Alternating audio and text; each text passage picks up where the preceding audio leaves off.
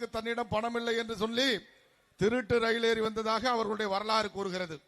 ரயிலில் டிக்கெட் எடுக்காம, ரயிலுக்கு டிக்கெட் எடுக்கிறதுக்கு காசு இல்லாம வித்தவுட்ல பயணம் பண்ணார் அப்படின்னு அவருடைய வரலாறு சொல்லுது. அப்ப எப்படிப்பட்ட குடும்பங்கிறத பார்க்கணும். குடும்பத்தை பொறுத்தளவிலே நம்முடைய பிரதமர் நரேந்திர மோடி அவர்களும் சாதாரண ஏழை குடும்பத்தை சேர்ந்தவர். அதே போல கருணாநிதி அவர்களும் சாதாரண ஏழை குடும்பத்தை சேர்ந்தவர். நம்முடைய பிரதமர் நரேந்திர மோடி அவர்கள் 6 முறை 3 முறை முதலமைச்சர், 3 முறை பிரதமராக இருந்திருக்கின்றார். இன்றைக்கு அவருடைய சொத்து மதிப்பு என்ன என்பதை நீங்கள் ஒப்பிட்டு பார்க்க வேண்டும். என்ன சொத்து இருக்கின்றது அவருக்கு? அவருடைய குடும்பத்தை சேர்ந்தவர்கள், அவருடைய சகோதரர்கள் எப்படி இருக்கின்றார்கள், அவர்களுடைய சகோதரி எப்படி இருக்கின்றார், கருணாநிதி அவருடைய குடும்பத்தை சேர்ந்தவர்கள் எப்படி இருக்கின்றார்கள் என்பதை ஒப்பிட்டு பார்த்தீர்கள் என்று சொன்னால் யார் மக்களுக்கான ஆட்சி நடத்தக்கூடியவர்கள் என்பதை நாம் தெளிவாக புரிந்து கொள்ள முடியும். இன்றைக்கு பிரதமர் நரேந்திர மோடி அவருடைய குடும்பத்தை சேர்ந்தவர்கள் அரசு ஊழியர்களாகவும், பெட்டிக்கடை நடத்தக்கூடியவர்களாகவும், பூக்கடை நடத்தக்கூடியவர்களாகவும் ஒரு சாதாரண ஏழ்மை நிலையிலே வாழ்ந்து கொண்டிருக்கக்கூடிய நிலையை நாம் கண்கூடாக பார்த்து கொண்டிருக்கின்றோம். எந்த கட்சிக்காரனாவது அப்படி இல்ல, நரேந்திர மோடி குடும்பத்தில் 1000 கோடியை சுருட்டிட்டாங்க, அவருடைய அண்ணன் இத்தனை 1000 கோடியை வச்சிருக்கிறாரு, அவருடைய சகோதரி இத்தனை 1000 கோடியை வச்சிருக்கிறார் எவனாவது குற்றம் சாட்ட முடியுமா? இன்றைக்கு ஒரு சாதாரண ஏழை குடும்பமாக அவருடைய தாயார் அரசு மருத்துவமனையிலே அவருக்கு இறக்க போகின்ற தருவாயில் கூட அரசு மருத்துவமனையிலே வைத்தியம் பார்த்தார்கள். ஆனால் இங்கு இருக்கக்கூடியவர்கள் அரசு மருத்துவமனையிலே வைத்தியம் பார்ப்பார்களா? அப்பல்லோ மருத்துவமனைக்கு உடனடியாக செல்கின்றார்கள். அரசு மருத்துவமனையிலே பார்த்தது மட்டுமல்ல, அவருடைய தாயார் இறக்கின்ற பொழுது 10க்கு 10 என்று சொல்லக்கூடிய சின்ன அறையிலே இருந்தார். 3 முறை முதலமைச்சர், 3 முறை பிரதமர். நம்முடைய பகுதியில் ஒரு கவுன்சிலராக இருந்தால் போதும், திராவிட முன்னேற்ற கழகத்தில் ஒரு கவுன்சிலர் ஆனால் போதும், எத்தனை 1000 கோடிகள் கொள்ளையடிக்கின்றார்கள் என்பதை நாம் கண்கூடாக பார்த்து கொண்டிருக்கின்றோம். ஒரு சேர்மன் ஆனா போறோம், எப்படி கொள்ளையடிக்கின்றார்கள் என்பதை நாம் கண்கூடாக பார்த்து கொண்டிருக்கின்றோம். ஒரு சட்டமன்ற உறுப்பினரான போறோம், எத்தனை 1000 கோடிகள் கொள்ளையடிக்கின்றார்கள் என்பதை பார்த்து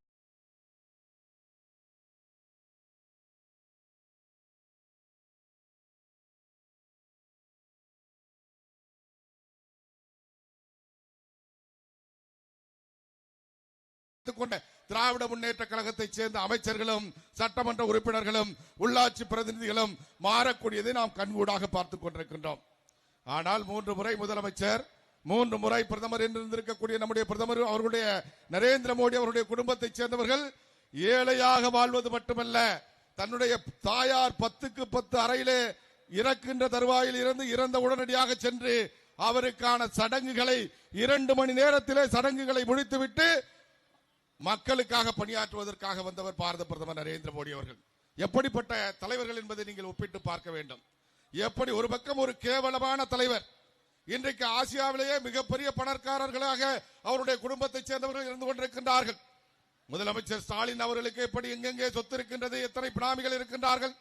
உதயநிதி அவர்களுக்கு எங்கெங்கே சொத்து இருக்கின்றது, எத்தனை பிராமிகள் இருக்கின்றார்கள். கனிமொழி அவர்களுக்கு எங்கெங்கே சொத்து இருக்கிறது, எத்தனை பிராமிகள் இருக்கின்றார்கள். இன்பநிதி அவர்களுக்கு எங்கெங்கெல்லாம் சொத்துக்கள் இருக்கின்றது என்பது விரைவிலே கண்டுபிடிக்கப்பட்டு தண்டிக்கப்படுவார்கள் நிச்சயமாக. அப்ப அவர்களுடைய இந்த அரசாங்கத்தினுடைய செயல்பாடுகளே ஒட்டுமொத்தமாக இந்த சாதாரண ஏழை மக்களுக்கு, குடிசையிலே வாழ்ந்து கொண்டிருக்கக்கூடிய மக்களுக்கு, நம்மை போன்ற ஏழைகளுக்கு கிடைக்க வேண்டிய பணத்தை கொள்ளையடித்து சுருட்டுவதற்காகவே ஆட்சி நடத்தி கொண்டிருக்கக்கூடிய கட்சி திராவிட முன்னேற்ற கழகம். அதற்கு நேர் மாறாக பிரதமர் நரேந்திர மோடி அவர்கள் மக்களுக்கான ஆட்சி நடத்தி கொண்டிருக்கின்றார். பிரதமர் ஆட்சிக்கு வந்த உடனடியாக அந்த காலத்திலே வங்கி கணக்கு நாம் துவங்க வேண்டும் என்று சொன்னால் மிகப்பெரிய பொருளாதாரம் இருக்கக்கூடியவர்களாக, வங்கியிலே பணம் சேமிக்கக்கூடியவர்களாக, அரசு ஊழியர்கள் அவர்களுக்கு ஜாமீன் கொடுக்கக்கூடியது, இப்படி பல விதிமுறைகள் இருந்தது. ஒருத்தர் வங்கி கணக்கு தொடங்கணும்னு சொன்னார். நம்முடைய பிரதமர் நரேந்திர மோடி அவர்கள் பிரதமரான உடனடியாக இந்த நாட்டில் இருக்கக்கூடிய அத்தனை பேருக்கும் வங்கி கணக்கை துவங்க வேண்டும் என்பதற்காக நான் இருக்கின்றேன், எந்த செக்யூரிட்டியும் யாருக்கும் தேவையில்லை, நாட்டில் இருக்கக்கூடிய சாதாரண மக்களுக்கு கூட ₹1 கூட அவங்க கையில் இல்லைன்னா கூட வங்கி கணக்கை துவங்க வேண்டும் என்று சொல்லி இந்த நாட்டில் இருக்கக்கூடிய அத்தனை மக்களையும் வங்கி கணக்கை துவங்க வைத்து நம்முடைய பிரதமர் இன்றைக்கு மத்திய அரசாங்கத்தின் மூலமாக கொடுக்கக்கூடிய விவசாயிகளுக்கான உதவித்தொகை ஆண்டுக்கு ₹6000 வங்கி கணக்கில் நேரடியா அந்த மக்களுக்கு கிடைக்குது. 100 நாள் வேலை பார்க்கக்கூடியவர்களுக்கு இன்றைக்கு 125 நாட்களாக அவருடைய பணி நாட்கள் அதிகரிக்கப்பட்டிருக்கின்றன. அந்த பணம் இதுக்கு முன்னாடி என்ன நடந்துச்சு கடந்த ஆட்சி காலத்துல? நல்லா தாய்மார்கள் யோசிக்கணும். எல்லா திட்டங்களுமே நம்முடைய பிரதமர் நரேந்திர மோடி அவருடைய திட்டங்கள் பெண்களுக்கான திட்டங்கள். அது வங்கி கணக்கு தொடங்குறதா இருந்தாலும் சரிதான், வங்கியிலே நேரடியாக எதற்காக பணத்தை போடுறோம்?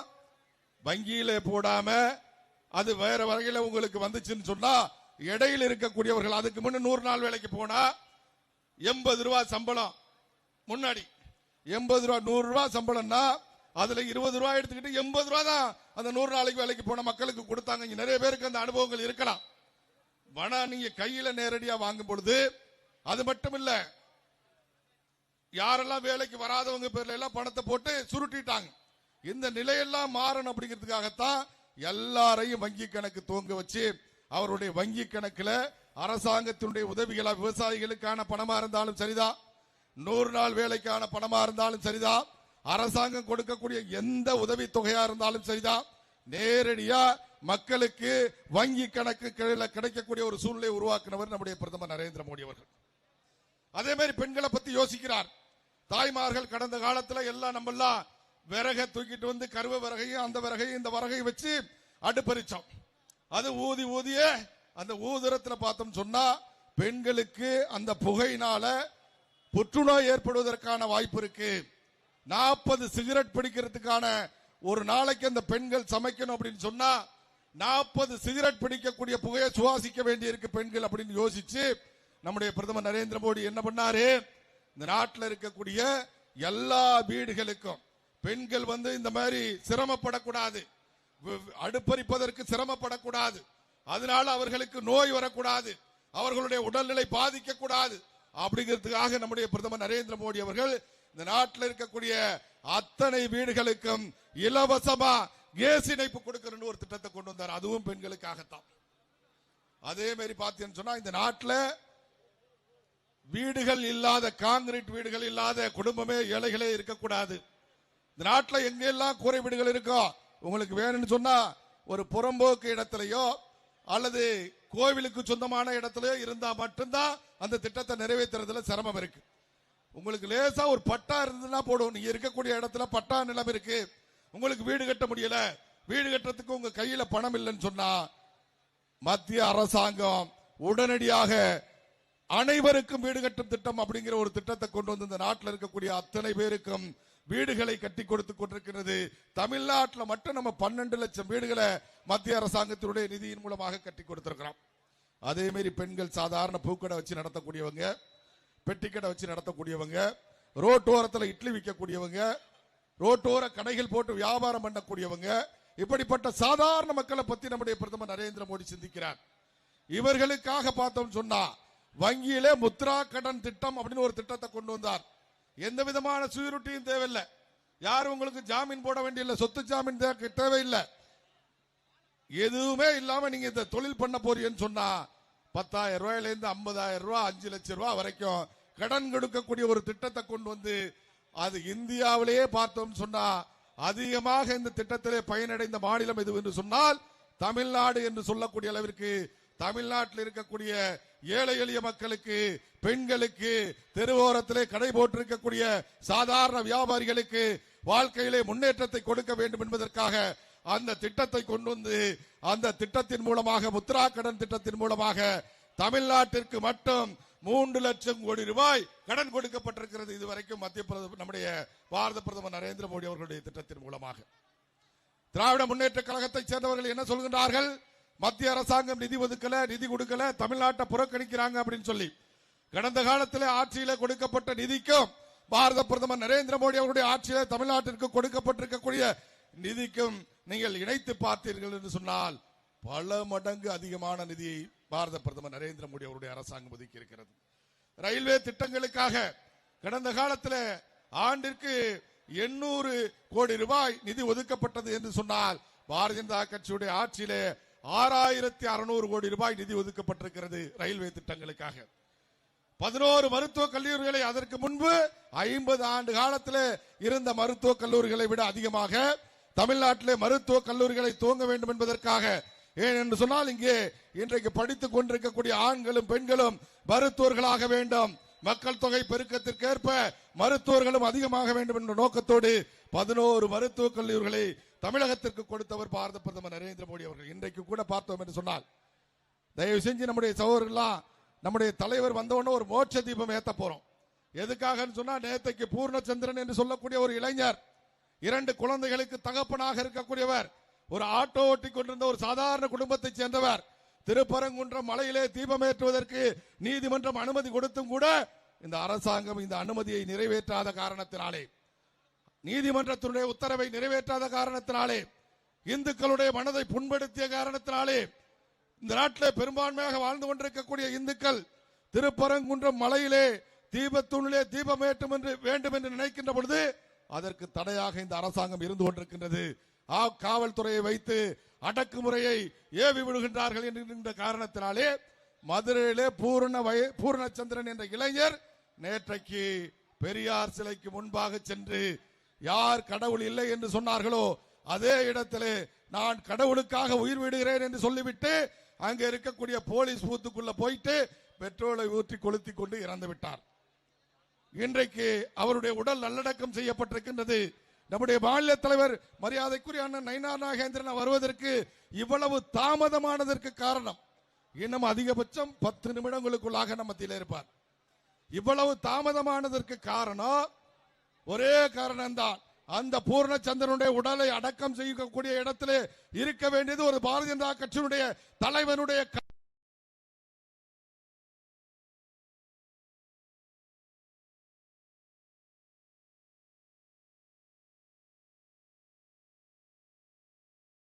கடவுளுக்காக தன்னை மாய்த்து கொண்ட ஒரு இளைஞனுக்கு இறுதி அஞ்சலி செலுத்த வேண்டும், அந்த குடும்பத்திற்கு ஆறுதல் சொல்ல வேண்டும் என்பதற்காக நம்முடைய தலைவர் மரியாதைக்குரிய நயினார் நாகேந்திரன் அவர்கள் அங்கே சென்று விட்டு மதுரையிலிருந்து நேற்றைக்கு இரவு திருவண்ணாமலையிலே நமக்கு பொதுக்கூட்டம் மக்கள் சந்திப்பு, அதை முடித்துவிட்டு திருவண்ணாமலையிலிருந்து கிளம்பி மதுரைக்கு சென்று இன்றைக்கு 12 மணி அளவிலே அவருடைய உடலை நல்லடக்கம் செய்துவிட்டு மதுரையில் இருந்து காரிலே வந்து கொண்டிருக்கின்ற காரணத்தினாலே தாமதமாகி இருக்கிறது. அவர் வந்த உடனடியாக இங்கே மேடையில் அந்த இளைஞனுக்காக மோட்ச தீபம் ஏற்றம் இருக்கின்றோம். ஏனென்று சொன்னால் இன்றைக்கு தமிழ்நாடு முழுவதும் இந்து இயக்கங்கள் சார்பாக அந்த இந்து மதத்திற்காக நம்முடைய திருப்பரங்குன்றம் முருகனுக்காக உயிர் நீத்த பூர்ணச்சந்திரன் அவர்களுடைய ஆத்மா சாந்தி அடைய வேண்டும் என்பதற்காக மோட்ச தீபம் ஏற்றிக் கொண்டிருக்கின்றோம். அப்படி மோட்ச தீபம் ஏற்றக்கூடிய நேரத்திலே 6 மணிக்கு நம்முடைய தலைவர் வந்து விடுவார் என்று எதிர்பார்த்து இந்த மோட்ச தீபத்தை இங்கே வைத்திருக்கின்றோம். அவர் வந்ததற்கு பிறகு அந்த இளைஞனுடைய ஆன்மா சாந்தி அடையக்கூடிய வகையிலே இங்கே மோட்ச தீபம் ஏற்றப்படும். இந்த திராவிட முன்னேற்ற கழகத்துடைய அரசு எப்படி இந்துக்களுக்கு விரோதமாக செயல்பட்டுக் கொண்டிருக்கிறது நீங்கள் பார்த்திருப்பீர்கள். சற்று முன்ன எல்இடியில இந்து கோயில்களை இடித்ததை பற்றி பெருமையாக பேசக்கூடிய அமைச்சர்கள், இந்து கோயில்களை கேவலமாக பேசக்கூடிய கூட்டணி கட்சியை சேர்ந்தவர்கள், இந்து கலாச்சாரத்தை விமர்சிக்கக்கூடியவர்கள், இந்து திருமண உரையை விமர்சிக்கக்கூடியவர்கள், எல்லா வகையிலும் இந்துக்களை கேவலிப்படுத்தி கொண்டிருக்கக்கூடிய இந்த அரசாங்கம் தூக்கி எறியப்பட வேண்டிய அரசாங்கம் என்பதை மக்கள் மத்தியில் எடுத்துச் செல்ல வேண்டும். அதே போல பார்த்தோம் சொன்னா இன்றைக்கு தமிழகத்தில் மலிவு விலை மருந்துகள், நம்ம ஒரு மெடிக்கல்ல போய் 1000 ரூபாய்க்கு வாங்கக்கூடிய மருந்த நம்முடைய மக்களுக்கு ஏதாவது உடல்நிலை பாதிக்கப்பட்டது, சுகாதார காப்பீடு திட்டம் இருக்கு 5 லட்சம் ரூபாய்க்கு.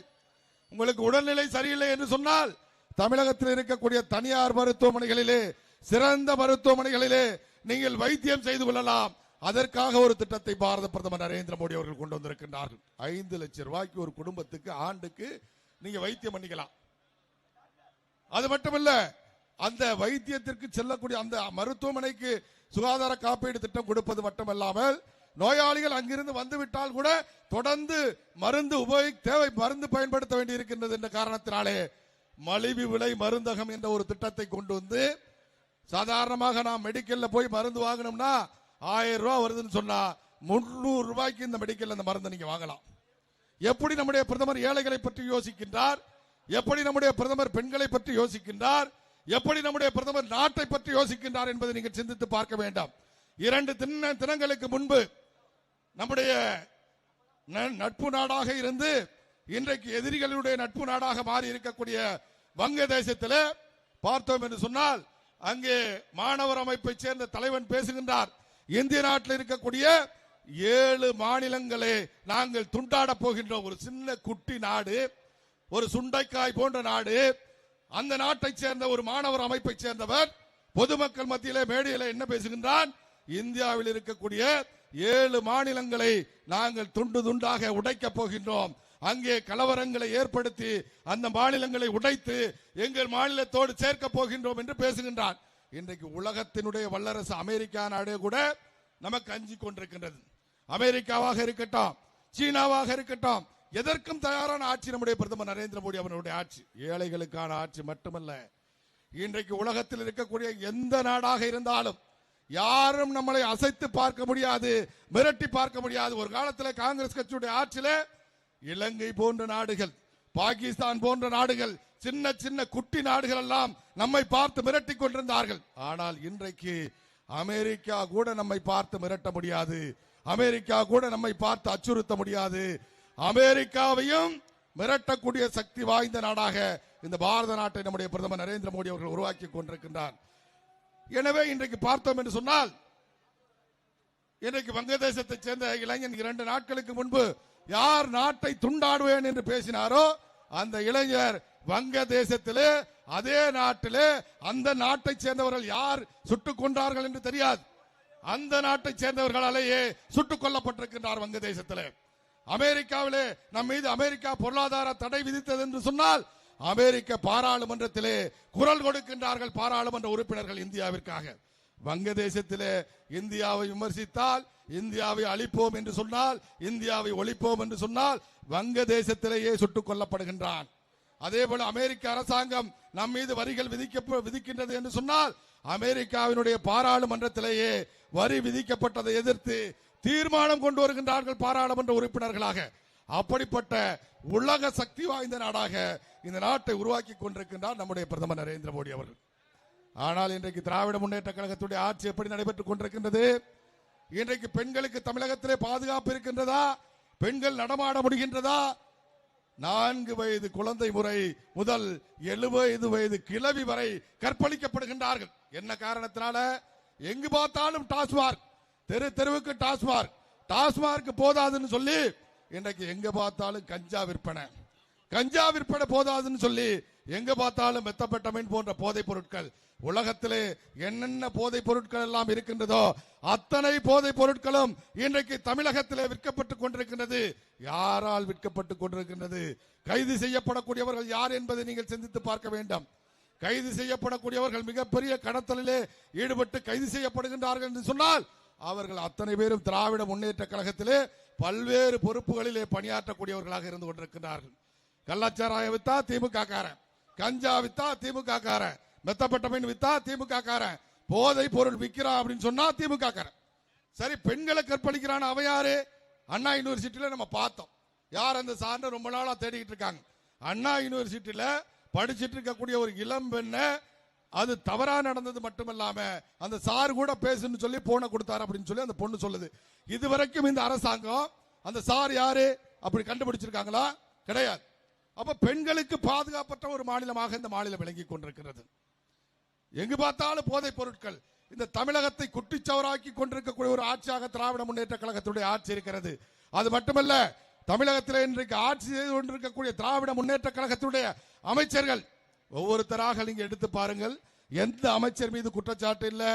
இங்கே பார்த்தோம் என்று சொன்னால் அண்ணன் துரைமுருகன் அவர்கள் மீது ஊழல் குற்றச்சாட்டு, அண்ணன் எல்லார் மீது, செந்தில் பாலாஜி மீது 10 ரூபா பாலாஜின்னு சொல்லி டாஸ்மார்க் ஊழல் மட்டுமில்ல, வேலை கொடுக்கிறதா, வேலை வாங்கி கொடுக்கிறதா சொல்லி அதுக்கு பணம் வாங்கினான்னு ஊழல் குற்றச்சாட்டு, KN நேரு மீது ஊழல் குற்றச்சாட்டு, ஐ பெரியசாமி மீது வருமானத்திற்கு அதிகமா சொத்து சேர்த்ததா குற்றச்சாட்டு. யாரெல்லாம் தமிழ்நாட்டில் திராவிட முன்னேற்ற கழகத்தில் அமைச்சர்கள் பொறுப்பு கொடுக்கப்பட்டிருக்கோ அத்தனை அமைச்சர்கள் மீதும் இந்த அரசாங்கத்திலே ஊழல் குற்றச்சாட்டுகள் சுமத்தப்பட்டிருக்கிறது. அதற்காக விசாரணைக்கு நீதிமன்றத்திற்கு சென்று கொண்டிருக்கின்றார்கள், சிறைக்கு சென்றிருக்கின்றார்கள். பாரதிய ஜனதா கட்சியுடைய ஆட்சியில 11 ஆண்டு கால ஆட்சியில எந்த ஒரு அமைச்சர் மீதாவது, பிரதமரை விட்டுருங்க, எந்த அமைச்சர் மீதாவது ஊழல் குற்றச்சாட்டாவது சொல்லியிருக்கான ஒரு கட்சிக்காரர்? இதுவரை இந்திய நாட்டில் நடைபெற்ற ஆட்சியிலேயே, வரலாற்றிலேயே ஒரு ஊழல் குற்றச்சாட்டு இல்லாத ஒரு ஆட்சியை நடத்திய பிரதமர் ஒரு ஆட்சி என்று சொன்னால் அது நம்முடைய பிரதமர் நரேந்திர மோடி அவருடைய ஆட்சி. நம்முடைய தலைவர் மரியாதைக்குரிய அண்ணன் அவர்கள் வந்திருக்கின்றார்கள். அப்படிப்பட்ட ஒரு தூய்மையான நேர்மையான ஊழலற்ற ஆட்சியை நடத்தக்கூடிய பாரத பிரதமர் நரேந்திர மோடிகள் இங்கே ஊழலுக்காகவே ஆட்சி நடத்தி கொண்டிருக்கக்கூடியவர்கள். குடும்ப ஆட்சி. கருணாநிதி ட்ரெயின்ல டிக்கெட் எடுப்பதற்கு வழி இல்லாமல் வித்தவுட்ல வந்த ஒருத்தர் இன்றைக்கு ஆசிய பணக்காரராக இருப்பது மட்டுமல்ல, தன்னுடைய மகனை அடுத்து தலைவராக்கி அடுத்து முதலமைச்சர் ஆக்கிவிட்டார். அவர் ஸ்டாலின் அவர்கள் தன்னுடைய மகனை அடுத்து முதலமைச்சர் ஆக்குவதற்காக மிகப்பெரிய முயற்சி எடுத்துக் கொண்டிருக்கின்றார். எப்படியாவது 2026 தேர்தலில் வெற்றி பெற்று விட வேண்டும். 2026 தேர்தலையும் கடந்த தேர்தலில் மக்களுக்கு வாக்குறுதி கொடுத்து ஏமாற்றியதை போல இந்த தேர்தலையும் பல்வேறு வாக்குறுதிகளை கொடுத்து மக்களை ஏமாற்றி தேர்தலிலே வெற்றி பெற்று தனது மகனை முதலமைச்சர் ஆக்கிவிட வேண்டும் என்பதற்காக இன்றைக்கு முதல்வர் ஸ்டாலின் அவர்கள் முயற்சி எடுத்துக் கொண்டிருக்கின்றார். கருணாநிதிக்கு பிறகு ஸ்டாலினுக்கு பிறகு உதயநிதி ஸ்டாலின், இப்ப இன்பநிதி வர ஆரம்பிச்சிட்டார். அடுத்த தலைமுறை 4வது ஜெனரேஷன் இது. நம்ம பாரதிய ஜனதா கட்சியில யாரு இருக்கா சொல்லுங்க? வாஜ்பாய் இருந்தார். அவருடைய குடும்பத்தை சேர்ந்தவங்க யாராவது இன்னைக்கு அமைச்சர்களா இருக்காங்களா? இல்ல தலைவர்களா இருக்காங்களா? அத்வானி இருந்தார், இந்த கட்சியை உருவாக்கியவர். அவருடைய குடும்பத்தை சேர்ந்தவர்கள் யாராவது அமைச்சர்களா இருக்காங்களா? கட்சியினுடைய தலைவர்களா இருக்காங்களா? நரேந்திர மோடி அவருடைய குடும்பத்தை சேர்ந்தவர்கள் யாராவது இருக்காங்களா? கிடையாது. குடும்ப ஆட்சி என்பதே கிடையாது. இன்றைக்கு சாதாரண ஒரு தொண்டனை பீகார் மாநிலத்தில் இருந்து இதுவரைக்கும் யாருன்னே தெரியாத ஒருத்தர், அந்த மாநிலத்திலே தெரியுமா, இந்தியா முழுவதும் அறியப்படாத ஒருத்தர், இந்த இயக்கத்திற்காக மக்களுக்காக உழைத்த ஒருவரை தேடி கண்டுபிடித்து 4 நாட்களுக்கு முன்பு தேசிய தலைவராக பாரதிய ஜனதா கட்சி அறிவித்திருக்கிறது. பாரதிய ஜனதா கட்சியில உழைக்கக்கூடிய மக்களுக்காக தொண்டாற்றக்கூடிய நம்முடைய பிரதமர் நரேந்திர மோடி போன்ற ஒரு சாதாரண டீ விற்ற தொண்டன் பல முறை பிரதமராக முடியும். இன்றைக்கு வந்திருக்கதை கூடியதை போல நிதின் நவீன் அவர்களை போல ஒரு சாதாரண தொண்டன் தேசிய தலைவராக முடியும். திராவிட முன்னேற்ற கழகத்தில் முடியுமா? திராவிட முன்னேற்ற கழகத்தில் முதலமைச்சராக முடியுமா? திராவிட முன்னேற்ற கழகத்தில் கட்சியினுடைய தலைவராக முடியுமா? அதெல்லாம் ஆகணும்னா யார் முடியும்? அவருடைய அப்பாவுக்கு இணையா, கருணாநிதி அவர்களுக்கு இணையாக அரசியல் முதிர்ச்சி பெற்ற அவரோடு இணைந்து பணியாற்றிய அண்ணன் துரைமுருகனுக்கு முதலமைச்சர் கொடுத்துருவாங்களா? அண்ணன் துரைமுருகனை கட்சியினுடைய தலைவராக்கிடுவாங்களா? அல்லது அண்ணன் டிஆர் பால் அவர்களுக்கு முதலமைச்சர் கொடுத்துருவாங்களா? டிஆர் பால் அவர்களை கட்சியினுடைய தலைவராக்கிடுவாங்களா? இப்படி கலைஞரோடு இணைந்து பணியாற்றிய அந்த கட்சியில் இருந்த பல தலைவர்களுக்கு வாய்ப்பு கிடைக்குமா? அல்லது சாதாரண கீழே இருக்கக்கூடிய ஒரு தொண்டனுக்கு வாய்ப்பு கிடைக்குமா? பாரதிய ஜனதா கட்சி பேர் கூட இருந்து பணியாற்ற ஆளுக்கு வேண்டாம். சாதாரண திராவிட முன்னேற்ற கழகத்திற்காக களத்தில் நின்று சிறைக்கு செல்லக்கூடிய ஒரு தொண்டனுக்கு முதலமைச்சர் ஆகிறதுக்கு வாய்ப்பு கிடைக்குமா? தலைவராகிறதுக்கு வாய்ப்பு கிடைக்குமா அப்படின்னு பார்த்தா கண்டிப்பாக கிடைக்காது. ஒரே தகுதி, நீங்க ஒண்ணு கருணாநிதிக்கு பிறந்திருக்கணும், அதுக்கு அடுத்ததான் ஸ்டாலினுக்கு பிறந்திருக்கணும். அது பொண்டாட்டிக்கு வேணாலும் பிறக்கலாம், ஒப்பாட்டிக்கு வேணாலும் பிறக்கலாம். அது ஒண்ணு கணக்கு கிடையாது. பொண்டாட்டிக்கு தான் பிறக்கணும் அப்படின்னு கிடையாது. துணைவிக்கும் பிறக்கலாம், இணைவிக்கும் பிறக்கலாம், இல்ல சைட்லையும் பிறக்கலாம். எவனோ பெத்த பிள்ளையா இருந்தா கூட அது ஏன் புள்ளன்னு சொல்லி அவங்களும் வரலாம். யாருன்னு புரிஞ்சுங்க நல்லா. இன்னொருத்தன் பெத்து இருப்பான், ஆனா இன்சியல் யார் இன்சியல்? பெத்தவன் ஒருத்தன், இன்சியல் வேற ஒருத்தனுடைய இன்சியல். அவங்களும் வரலாம், எம்பியா வரலாம், அமைச்சரா வரலாம், தலைவரா வரலாம், முதலமைச்சரா வரலாம். அதுக்கு அடுத்தது ஸ்டாலின் வந்துட்டார். இப்ப அது அடுத்த வாய்ப்பு யாருக்கு? அவர் ஏதாவது கட்சி தொண்டர்களுக்கு கொடுக்கிறாரா, கட்சி தலைவர்களுக்கு கொடுக்கிறாரா? அடுத்ததா தன்னுடைய மகனை தலைவனாக்கிறணும். இன்னைக்கு எங்க பார்த்தாலும் பிளக்ஸ் போர்டுல கருணாநிதி அவர்களை விட, முதலமைச்சர் ஸ்டாலின் அவர்களை விட உதயநிதியுடைய படம் மிகப்பெரிய படமாக போடப்படுகிறது, முன்னிலைப்படுத்துகின்றார்கள். அதுல சமூக நீதியை பற்றி பேசக்கூடிய அந்த கட்சியினுடைய தலைவர்கள் எவ்வளவு கேவலமாக போய்விட்டார்கள் என்பதை நீங்கள் சிந்தித்து பார்க்க வேண்டாம். எவ்வளவு இன்றைக்கு அசிங்கப்பட்டுக் கொண்டிருக்கின்றார்கள் என்பதை சிந்தித்து பார்க்க வேண்டாம். கடந்த ஆண்டு வரை சினிமாவில் நடித்துக் கொண்டிருந்த உதயநிதி அவர்களுக்கு இன்றைக்கு ஒவ்வொரு அமைச்சர்களும் துதிப்பாடி கொண்டிருக்கின்றார்கள். ராஜராஜ சோழனுக்கு இணையானவர் என்று சொல்கின்றார்கள், ராஜேந்திர சோழனுக்கு இணையானவர் என்று சொல்கின்றார்கள், பெரியாருக்கு இணையானவர் என்று சொல்கின்றார்கள். என்ன சொல்லாதது ஒண்ணுமே பாக்கி கிடையாது. யார? உதயநிதி ஸ்டாலின். நேத்தைக்கு அரசியலுக்கு வந்தவர ஸ்டாலின் வந்தா கூட கொஞ்ச கால கட்சிக்காக உழைச்சு, மக்களுக்காக உழைச்சு வந்து கொள்ளையடிக்கிறார். நேத்தைக்கு அரசியலுக்கு வந்தவர அவரை இன்னைக்கு சொல்றாங்க கரிகால் சோழன், அந்த சோழன், இந்த சோழன் எல்லாம் சொல்லி போற்றுனாதான், பாராட்டினாதான், அவருக்கு காலை பிடிச்சாதான் அந்த கட்சியில இன்னைக்கு அமைச்சராகலாம் முடியலாம் அப்படிங்கிற நிலைமை வந்துருச்சு. யாருக்கு? உதயநிதி ஸ்டாலினோட காலை பிடிச்சு, உதயநிதி ஸ்டாலினுக்கு ஜால்ரா அடிச்சு, நீ தாயா பெரிய ஆளு, நீ தான் நாட்டுக்கே பெரிய ஆளு, உன்னை விட எவனும் சிறந்தவன் இல்லைன்னு பேசினாதான் அந்த கட்சியில தலைவனாகலாம், அந்த கட்சியில முதலமைச்சராகலாம் அப்படிங்கிற சிந்தனை வந்த காரணத்தினால இன்னைக்கு திராவிட முன்னேற்ற கழகம் என்பது மக்களால் வெறுக்கப்படக்கூடிய ஒரு கட்சியாக மாறி இருக்கிறது. இந்த ஆட்சியில் நடைபெற்றுக் கொண்டிருக்கக்கூடிய ஊழலின் காரணமாக, இவர்கள் செய்து கொண்டிருக்கக்கூடிய குடும்ப ஆட்சியின் காரணமாக, இவர்கள் செய்து கொண்டிருக்கக்கூடிய இந்து விரோத ஆட்சியின் காரணமாக, இவர்களுடைய ஆட்சியில பெண்களுக்கு ஏற்பட்டிருக்கக்கூடிய பாதுகாப்பற்ற நிலையின் காரணமாக, இவர்கள் ஆட்சியிலே இன்றைக்கு தமிழ்நாடு கஞ்சா மாநிலம், கஞ்சா விற்பதிலே முதலிடத்தில் இருக்கக்கூடிய மாநிலம் என்று பெயர் எடுத்திருப்பதன் காரணமாக இன்றைக்கு தமிழ்நாட்டில் இருக்கக்கூடிய மக்கள் இந்த திராவிட முன்னேற்ற கழகத்துடைய ஆட்சி வீழ்த்தப்பட வேண்டும். இந்த திராவிட முன்னேற்ற கழகத்துடைய ஆட்சி 2026 அடித்து விரட்டப்பட வேண்டும் என்பதற்கு தயாராகி கொண்டிருக்கிறார்கள். இந்த ஆட்சியை விரட்ட வேண்டும் என்பதற்காகத்தான் நம்முடைய மாநில தலைவர் மரியாதைக்குரிய அண்ணன் நயினார் ஒரு பக்கம் இன்றைக்கு பயணம் சென்று கொண்டிருக்கின்றார். அதே போல நம்முடைய கூட்டணி கட்சி தலைவர் அண்ணா திராவிட முன்னேற்ற கழகத்தினுடைய பொதுச் செயலாளர் முன்னாள் முதலமைச்சர் அண்ணன் எடப்பாடியார் ஒரு பக்கம் இன்றைக்கு மக்களை சந்திப்பதற்காக சென்று கொண்டிருக்கின்றார். எதற்காக? இந்த குடும்ப ஆட்சி அகற்ற வேண்டும் என்பதற்காக, இந்த வாரிசு அரசியல் அகற்ற வேண்டும் என்பதற்காக, இந்த ஊழல் ஆட்சி அகற்ற வேண்டும் என்பதற்காக, இந்த சட்டம் ஒழுங்கு சீர்கட்டிருக்கக்கூடிய ஆட்சி அகற்ற வேண்டும் என்பதற்காக, இந்த பெண்களுக்கு பாதுகாப்பற்ற ஆட்சியை அகற்ற வேண்டும் என்பதற்காக, இப்படி தமிழக மக்களுக்கு மிகப்பெரிய துரோகத்தை இழைத்துக் கொண்டிருக்கக்கூடிய இந்த திராவிட முன்னேற்ற கழகத்தினுடைய ஆட்சி வீழ்த்தப்பட வேண்டும் என்பதற்காகத்தான் நம்முடைய தலைவர் அண்ணன் நயினார் நாகேந்திரன் அவர்களும் அண்ணா திராவிட முன்னேற்ற கழகத்துடைய பொதுச் செயலாளர் எடப்பாடியார் அவர்களும் தெரு தெருவாக ஊர் ஊராக சென்று மக்களை சந்தித்துக் கொண்டிருக்கின்றார்கள். 2026 தேர்தல் வருகின்ற பொழுது திராவிட முன்னேற்ற கழகம் என்ற இயக்கம் தமிழகத்திலிருந்து ஒழிக்கப்படும். திராவிட முன்னேற்ற கழகம் தமிழகத்தினுடைய ஆட்சியிலிருந்து அடித்து விரட்டப்படும். தேசிய ஜனநாயக கூட்டணியுடைய ஆட்சி வரும். அண்ணன் எடப்பாடியார் அவர்கள் தமிழ்நாட்டினுடைய முதலமைச்சராக வருவார். நிச்சயமாக மக்களுக்கான ஆட்சியாக இந்த ஆட்சி இருக்கும் என்று சொல்லி வாய்ப்பிற்கு நன்றி கூற வேண்டும். நன்றி. நமக்கானவர் நயினார். பாரத் மாதா கி, பாரத் மாதா கி, பாரத் மாதா கி, பாரத் மாதா கி. அங்க இருக்கக்கூடிய தொண்டர் எல்லாம் கொஞ்சம் முன்னாடி வாங்க, முன்னாடி வாங்க. வந்தே மாதரம், முன்னாடி வாங்க. வந்தே மாதரம், வந்தே மாதரம். எளிய மக்களின் குரலாக ஒளிப்பாரு. நாள் குறிக்கப்பட்டு விட்டது. எல்லாரும் ரெண்டு கரத்தை உயர்த்தி பாரத் மாதா கி ஜெய் சொல்லணும். பாரதிய கட்சியுடைய தொண்டர்கள், பொதுமக்கள் எல்லாரும் தங்களுடைய இரண்டு கரத்தை உயர்த்தி பாரத் மாதா கி ஜெய், பாரத் மாதா கி, வந்தே மாதரம், வந்தே மாதரம், வந்தே மாதரம், பாரத் மாதா கி, பாரத் மாதா கி. நம்முடைய தலைவர் நம் மத்தியிலே வந்திருக்கின்றார்கள்.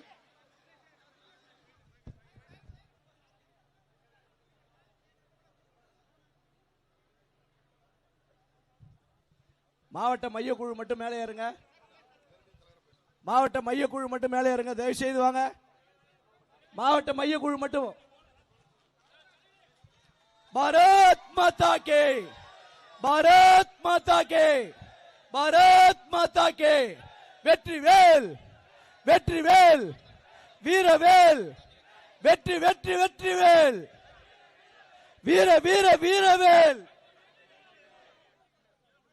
இந்த நிகழ்ச்சிக்கு மாவட்ட தலைவர் தர்மராஜ் அவர்கள் தலைமை தாங்கி நடத்தி தர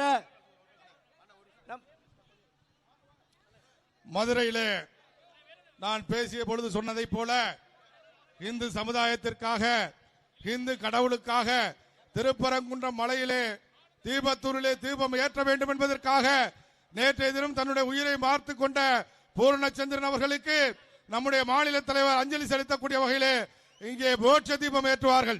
அனைவரும் ஒரு நிமிடம், ஒரு செகண்ட் மௌன அஞ்சலி. அவர் தீபம் ஏற்றின உடனே எல்லாரும் கொஞ்சம் உட்கார்ந்து நீங்க எல்லாம் எழுந்திருச்சு நின்று நம்முடைய அஞ்சலியை செலுத்தல. ஒரு நிமிஷம். நமக்காக, நம்முடைய கடவுளுக்காக, நம்முடைய மதத்திற்காக தன்னுடைய உயிரை மாய்த்து கொண்டிருக்கின்றார். அவருக்கு அஞ்சலி செலுத்தக்கூடிய வகையிலே அத்தனை பேரும் எழுந்து நின்று தங்களுடைய வீர வணக்கத்தை செலுத்த வேண்டும் என்று கேட்டுக்கொள்கின்றேன்.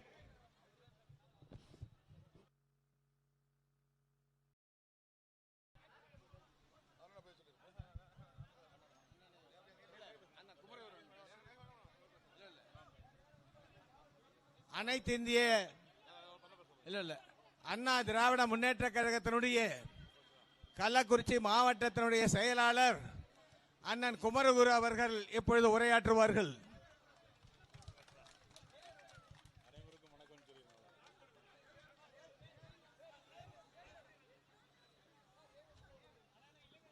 பாரதிய ஜனதா கட்சியினுடைய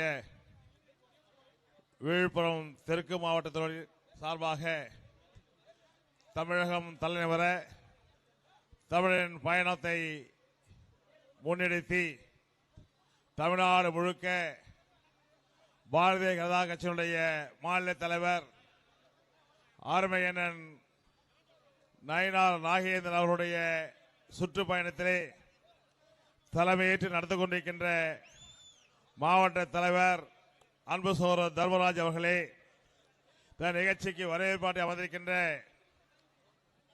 முன்னாள் மாவட்ட தலைவர் மாநில செயற்குழு உறுப்பினர் முன்னாள் சட்டமன்ற உறுப்பினர் அருமையான விஐடி கதிரவன் அவர்களே, நிகழ்ச்சியை கலந்து கொண்டிருக்கின்ற மாநில பொதுச் செயலாளர் கருப்பு முருகானந்த் அவர்களே, மாநில துணைத் தலைவர் பொறுப்பாளர் தொகுதி பொறுப்பாளர் அருமையண்ணன் முன்னாள் சட்டமன்ற உறுப்பினர் ஏஜி சம்பத் அவர்களே, மற்றும் நிகழ்ச்சியிலே கலந்து கொண்டிருக்கின்ற பாரதிய ஜனதா கட்சியினுடைய தொகுதி செயலாளர்களே, ஒன்றிய பொறுப்பாளர்களே, வருகை புதிக்கின்ற அனைத்து முறையில் அனைத்து பொறுப்பாளர்களே, நிர்வாகிகளே, அனைத்து இந்திய அண்ணா திராவிட முன்னேற்ற கழகத்திலிருந்து வருகை புதிக்கின்ற என்னுடைய கழக ஒன்றிய கழக செயலாளர் அன்பு சோழர் தனபால்ராஜ் அவர்களே, ஏவி முயாமூர்த்தி அவர்களே, அருமையான பழனிசாமி அவர்களே, நிகழ்ச்சியை கலந்து ஏபி பழனி அவர்களே, சேகர் அவர்களே, சந்தோஷ் அவர்களே, ஏகாமர் அவர்களே, சுப்பு அவர்களே, ராஜ்குமார் அவர்களே, ஸ்ரீதர் அவர்களே,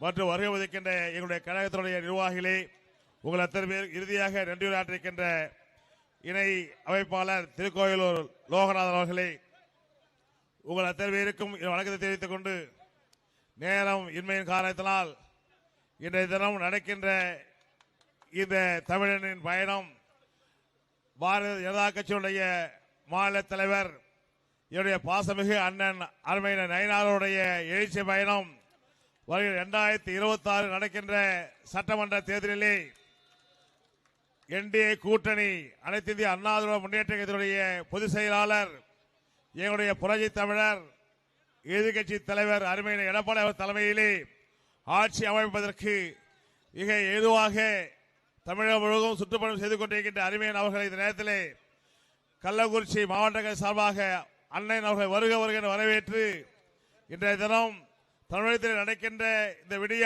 ஆட்சி திமுக ஆட்சி ஏதோ பொய்யை சொல்லி தமிழ்நாட்டு மக்களை வஞ்சித்து வருகின்ற 2024 ஆட்சியில் அமரலாம் என்று கனவு காணுகிறார்கள்.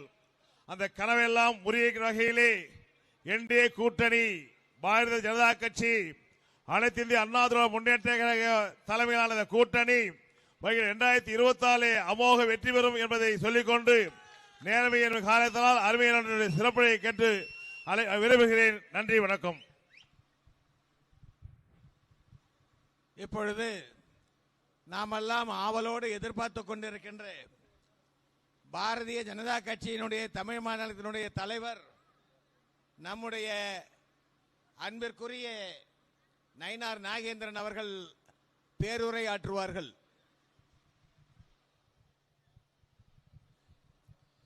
அனைவருக்கும் வணக்கம். தமிழகம் தலைநிமிர தமிழனின் எழுச்சி பயணமாக தேசிய ஜனநாயக கூட்டணியுடைய சார்பாக தமிழகம் தலைநிமிர வேண்டும் என்பதற்காக நடைபெறுகிற இந்த பயணத்தில் இன்று நிறைந்த அமாவாசை. இந்த அமாவாசை நாளில் இன்றைக்கு திருக்கோவிலூர் என்று சொன்னாலே 108 திவ்ய தேசங்களில் ஒன்று உலகளந்த பெருமாள் வாமன் அவதாரம் எடுத்து உலகளந்த பெருமாள் அருள்பாலித்த இடம்தான் இந்த திருக்கோவிலூர் புனித மண். அது மட்டும் இல்லை, இங்கு அருகாமையில் இருக்கிற மேல்மலையனூர் அம்பாளையும் வணங்கி அங்காள பரமேஸ்வரியும் வணங்கி என்னுரையை தொடங்குகிறேன். இந்த திருக்கோயிலூர் மண் விழுப்புரம் மாவட்டத்தை சேர்ந்திருந்தாலும் சோழர்கால கட்டிடங்களுக்கெல்லாம் பெருமையடைந்த வந்த மண். இந்த மண் இவ்வளவு அருமைக்கும் பெருமைக்கும் உரிய மண். உலகளந்த பெருமாள் இருக்கின்ற இடம், அங்காள பரமேஸ்வரி அருள்பாலிக்கின்ற இடம். இறைவனாக இருந்து அருள்பாலித்தாலும் ஆட்சியாளராக இருந்து இந்த மக்களுக்கெல்லாம் எவ்வளவு வேதனை அளித்திருக்கிறார்கள் இந்த திருக்கோயிலூர் மக்கள் எவ்வளவு கஷ்டப்படுகிறார்கள், இந்த மாவட்டத்தை சேர்ந்தவர்கள் எவ்வளவு சீரழிப்படுகிறார்கள் என்பதை ஒரு வீடியோ காட்சி மூலமாக இப்பொழுது பார்க்கலாம். அதனைத் தொடர்ந்து நான் உங்களுக்கு பேசுகிறேன்.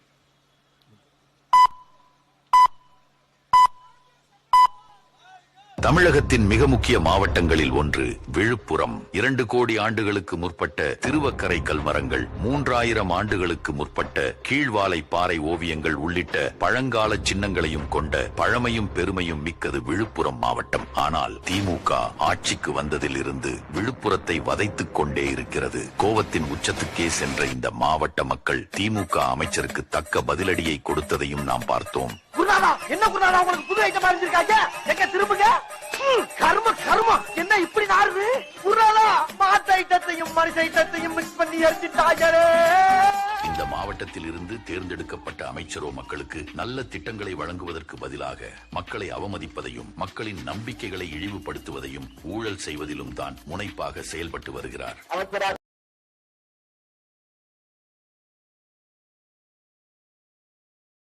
பொன்முடியவர்கள் அவரை பற்றி தலைவர் கலைஞர் சொன்னதைத்தான் நான் நினைவுபடுத்துகிறேன். ஆயுகடல்ல கண்டெடுத்த நன்முட்டு பொன்முடி. ஒரு விலை மாதவியின் வீட்டுக்கு ஒருத்தன் போறான். அங்க அந்த அம்மா கேக்குது, நீங்க சைவமா வைணவமா அப்படின்னு கேக்குது. சைவம்னா படுத்துக்கிறது, வைணவம்னா நின்னுங்கிறது. நின்னுங்கன்னா 5, படுத்தா 10 தான். ஆயுகடல்ல கண்டெடுத்த நன்முட்டு பொன்முடி. ஆயுகடல்ல கண்டெடுத்த நன்முட்டு பொன்முடி. ஆயுகடல்ல கண்டெடுத்த நன்முட்டு பொன்முடி.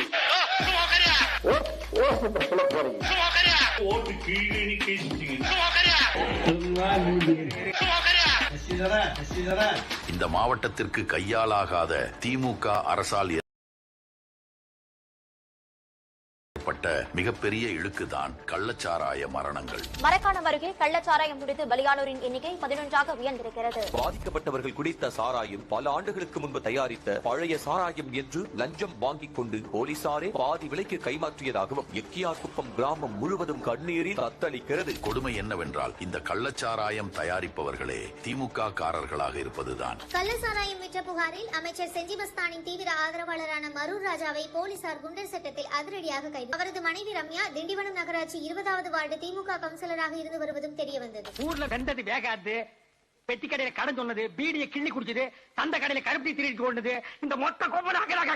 பெங்கல் புயலின் போது விழுப்புரம் மாவட்டம் சந்தித்த இன்னல்கள் கொஞ்சம் நஞ்சம் அல்ல. ஆனால் இந்த திமுக அரசு முன்னெச்சரிக்கை நடவடிக்கைகளோ புயலுக்கு பின் நிவாரண பணிகளோ திறம்பட செய்யவில்லை என்பதே உண்மை. இதனால் விழுப்புரம் மாவட்டம் பெரும் சேதத்திற்கு ஆளானது. இதற்கெல்லாம் முதல்வர் என்ன பதில் வைத்திருக்கிறார்? விழுப்புரம் மாவட்டம் ஈச்சங்காடு பகுதியில் குளம் போல் மழைநீர் தேங்கியுள்ள நிலையில் உணவின்றி அந்த பகுதி மக்கள் தவித்து வருகின்றனர். சாப்பாடு கஷ்டம், கரண்ட் கிடையாது, தண்ணி கிடையாது, எந்த வசதியுமே இல்லைங்க. ரொம்ப கஷ்டமா இருக்கு. தலைவருக்கு ஜெயிச்சவங்க, நம்பருக்கு ஜெயிச்சவங்க இது வரைக்கும் வந்து பார்க்கல. ஆனா ஓட்டுக்கு மட்டும் வந்து சும்மா 10 தடவை ஓட்டுக்கு மட்டும் வந்து ஓட்டு கேட்கறாங்க. பேரிடர் நேரங்களில் மட்டுமில்லை, இந்த மாவட்ட விவசாயிகள் கடந்த 4.5 ஆண்டுகளாகவே தத்தளித்துக் கொண்டுதான் இருக்கிறார்கள். விழுப்புரம் மாவட்டம் செஞ்சியில் பெய்த திடீர் மழையால் மாவட்டம் மயிலம் பகுதியில் விளைநிலங்கள் முழுவதும் வெள்ளக்காடாக காட்சியளிக்கிறது. விழுப்புரத்தில் 4 நாட்களாக பெய்த கனமழை காரணமாக 300 ஏக்கர் பரப்பளவிலான நெல் நாற்றுகள் மழை நீரில் மூழ்கியுள்ளன.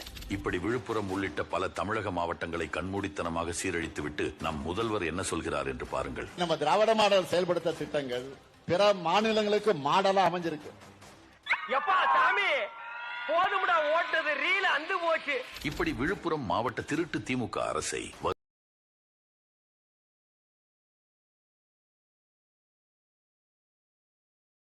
2026 விரட்டியடிப்போம். விழுப்புரத்தின் நலனுக்காக பாடுபடும் தேசிய ஜனநாயக ஆட்சி அமைய ஆதரவு அளிப்போம்.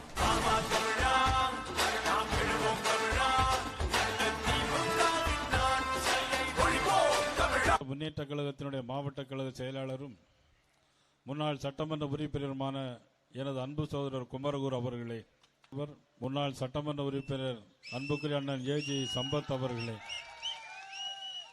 முன்னாள் சட்டமன்ற உறுப்பினர் முன்னாள் மாவட்ட தலைவர் VAT கலிவரதன் அவர்களே, மதிப்பிற்கும் மரியாதைக்குரிய கருப்பு முருகானந்தம் அவர்களே, மதிப்பிற்கும் மரியாதைக்குரிய கருப்பு முருகானந்தம் அவர்களே, தமிழகம் முழுவதும் இந்த பயணத்தை தொடர்ந்து TK முரளி, பார்த்திபன், முருகன், லோகநாதன், KP பழனி, பிரவீன்குமார் மற்றும் செந்தில்குமார், IJK குமார் முன்னாள் நாகை மாவட்ட தலைவர் நேதாஜி, மாவட்ட தலைவர்கள் அக்னிராஜ், ரமேஷ் மற்றும் இந்த நிகழ்ச்சியில் கலந்து கொண்டிருக்கின்ற அண்ணா தனபால்ராஜ் எஸ்கேடி உள்ள கடமைப்பட்டிருக்கிறேன். தொகுதி அமைப்பாளர் தென்னரசு விட்டு அனைவருக்கும் எனது பணிவு கலந்த வணக்கம். இந்த வீடியோவில் பார்த்திருப்பீங்க எவ்வளவு மோசமான நிலைமையில் இந்த ஆட்சி பொறுப்பேற்று 5 ஆண்டு காலத்தில் எவ்வளவு மோசமான நிலைமையில் இந்த நாடு போய் கொண்டிருக்கிறது என்பதை மட்டும். அது மட்டுமல்ல, இன்றைக்கு பள்ளிக்கூடங்கள் பக்கத்திலே கஞ்சா விற்கிறார்கள், கல்லூரியில் பக்கத்திலே கஞ்சா போதைப் பொருள் விற்கிறார்கள், கிராமங்களில் கஞ்சா விற்கிறார்கள்.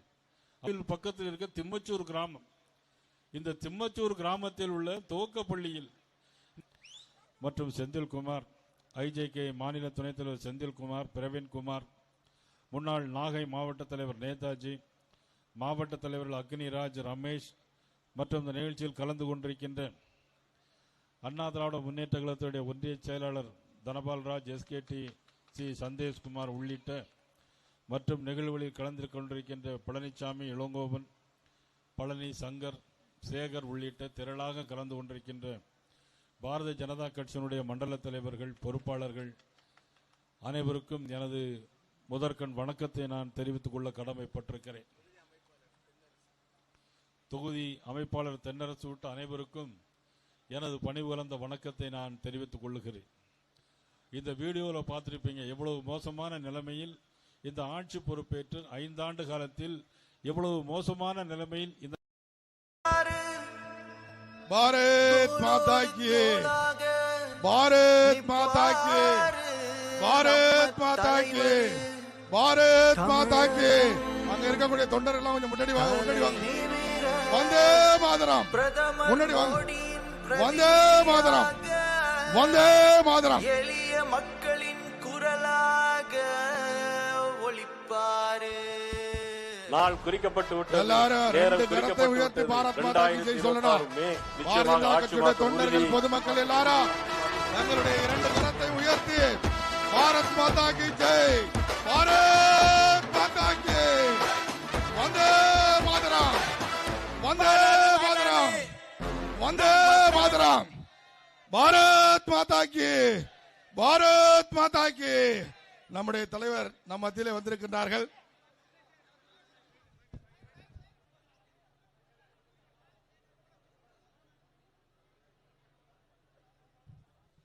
மாவட்ட மையக்குழு மட்டும் மேலே ஏறுங்க, மாவட்ட மையக்குழு மட்டும் மேலே ஏறுங்க, தயவு செய்து வாங்க. மாவட்ட மையக்குழு மட்டும். பாரத் மாதா கே, பாரத் மாதா கே, பாரத் மாதா கே. வெற்றிவேல், வெற்றிவேல், வீரவேல், வெற்றி வெற்றி வெற்றிவேல், வீர வீர வீரவேல். இந்த நிகழ்ச்சிக்கு மாவட்ட தலைவர் தர்மராஜ் அவர்கள் தலைமை தாங்கி நடத்தி தர மதுரையிலே நான் பேசிய பொழுது சொன்னதை போல இந்து சமுதாயத்திற்காக, இந்து கடவுளுக்காக திருப்பரங்குன்றம் மலையிலே தீபத்தூரிலே தீபம் ஏற்ற வேண்டும் என்பதற்காக நேற்றைய தினம் தன்னுடைய உயிரை மார்த்துக் கொண்ட பூரணச்சந்திரன் அவர்களுக்கு நம்முடைய மாநில தலைவர் அஞ்சலி செலுத்தக்கூடிய வகையிலே இங்கே மோட்ச தீபம் ஏற்றுவார்கள். அனைவரும் 1 நிமிடம், 1 செகண்ட் மௌன அஞ்சலி. அவர் தீபம் ஏற்றின உடனே எல்லாரும் கொஞ்சம் உட்கார்ந்து நீங்க எல்லாம் எழுந்திருச்சு நின்று நம்முடைய அஞ்சலியை செலுத்தல 1 நிமிஷம். நமக்காக, நம்முடைய கடவுளுக்காக, நம்முடைய மதத்திற்காக தன்னுடைய உயிரை மாய்த்துக் கொண்டிருக்கின்றார். அவருக்கு அஞ்சலி செலுத்தக்கூடிய வகையிலே அத்தனை பேரும் எழுந்து நின்று தங்களுடைய வீர வணக்கத்தை செலுத்த வேண்டும் என்று கேட்டுக்கொள்கின்றேன்.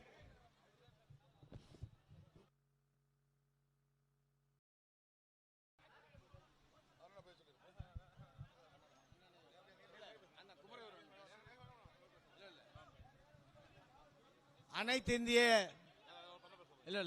அண்ணா திராவிட முன்னேற்ற கழகத்தினுடைய கள்ளக்குறிச்சி மாவட்டத்தினுடைய செயலாளர் அண்ணன் குமரகுரு அவர்கள் இப்பொழுது உரையாற்றுவார்கள்.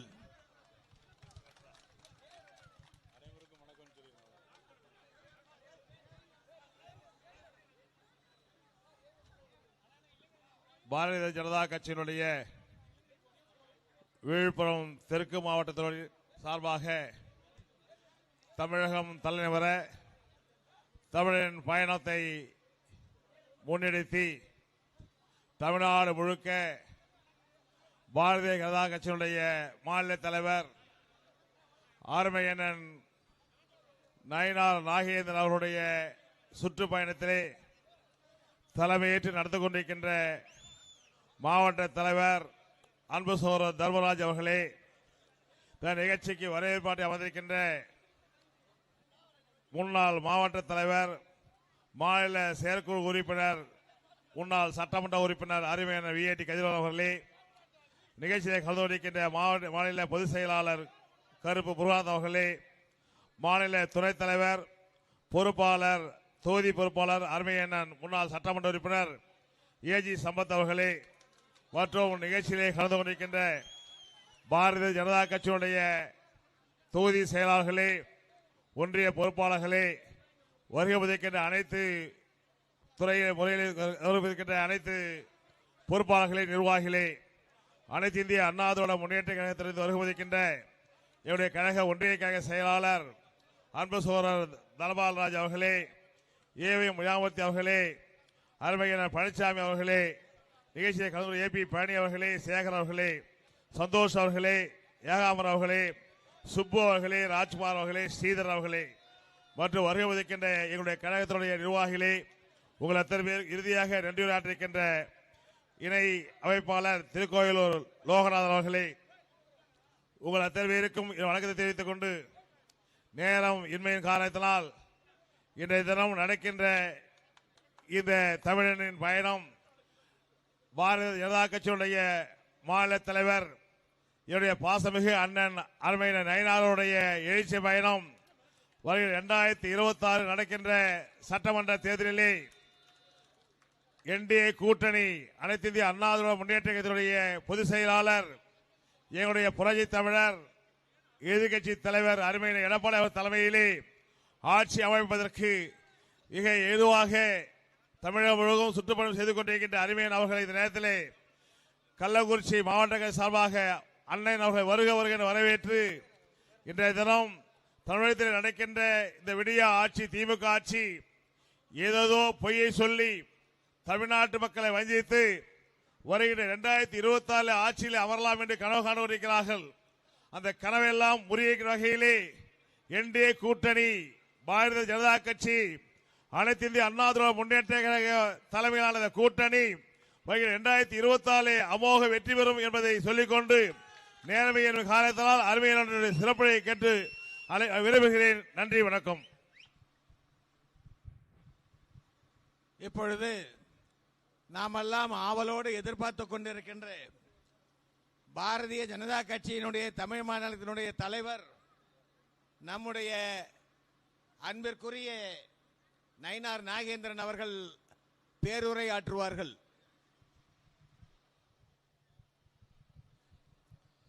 அனைவருக்கும் வணக்கம். தமிழகம் தலைநிமிர தமிழனின் எழுச்சி பயணமாக தேசிய ஜனநாயக கூட்டணியுடைய சார்பாக தமிழகம் தலைநிமிர வேண்டும் என்பதற்காக நடைபெறுகிற இந்த பயணத்தில் இன்று நிறைந்த அமாவாசை. இந்த அமாவாசை நாளில் இன்றைக்கு திருக்கோவிலூர் என்று சொன்னாலே 108 திவ்ய தேசங்களில் ஒன்று உலகளந்த பெருமாள் வாமன் அவதாரம் எடுத்து உலகளந்த பெருமாள் அருள்பாலித்த இடம்தான் இந்த திருக்கோவிலூர் புனித மண். அது மட்டும் இல்லை, இங்கு அருகாமையில் இருக்கிற மேல்மலையனூர் அம்பாளையும் வணங்கி அங்காள பரமேஸ்வரியும் வணங்கி என் உரையை தொடங்குகிறேன். இந்த திருக்கோயிலூர் மண் விழுப்புரம் மாவட்டத்தை சேர்ந்திருந்தாலும் சோழர்கால கட்டிடங்களுக்கெல்லாம் பெருமையாய்ந்த வந்த மண். இந்த மண் இவ்வளவு அருமைக்கும் பெருமைக்கும் உரிய மண். உலகளந்த பெருமாள் இருக்கின்ற இடம், அங்காள பரமேஸ்வரி அருள்பாலிக்கின்ற இடம். இறைவனாக இருந்து அருள்பாலித்தாலும் ஆட்சியாளராக இருந்து இந்த மக்களுக்கெல்லாம் எவ்வளவு வேதனை அளித்திருக்கிறார்கள். இந்த திருக்கோயிலூர் மக்கள் எவ்வளவு கஷ்டப்படுகிறார்கள், இந்த மாவட்டத்தை எவ்வளவு சீரழிப்படுகிறார்கள் என்பதை ஒரு வீடியோ காட்சி மூலமாக இப்பொழுது பார்க்கலாம். அதனைத் தொடர்ந்து நான் உங்களுக்கு பேசுகிறேன்.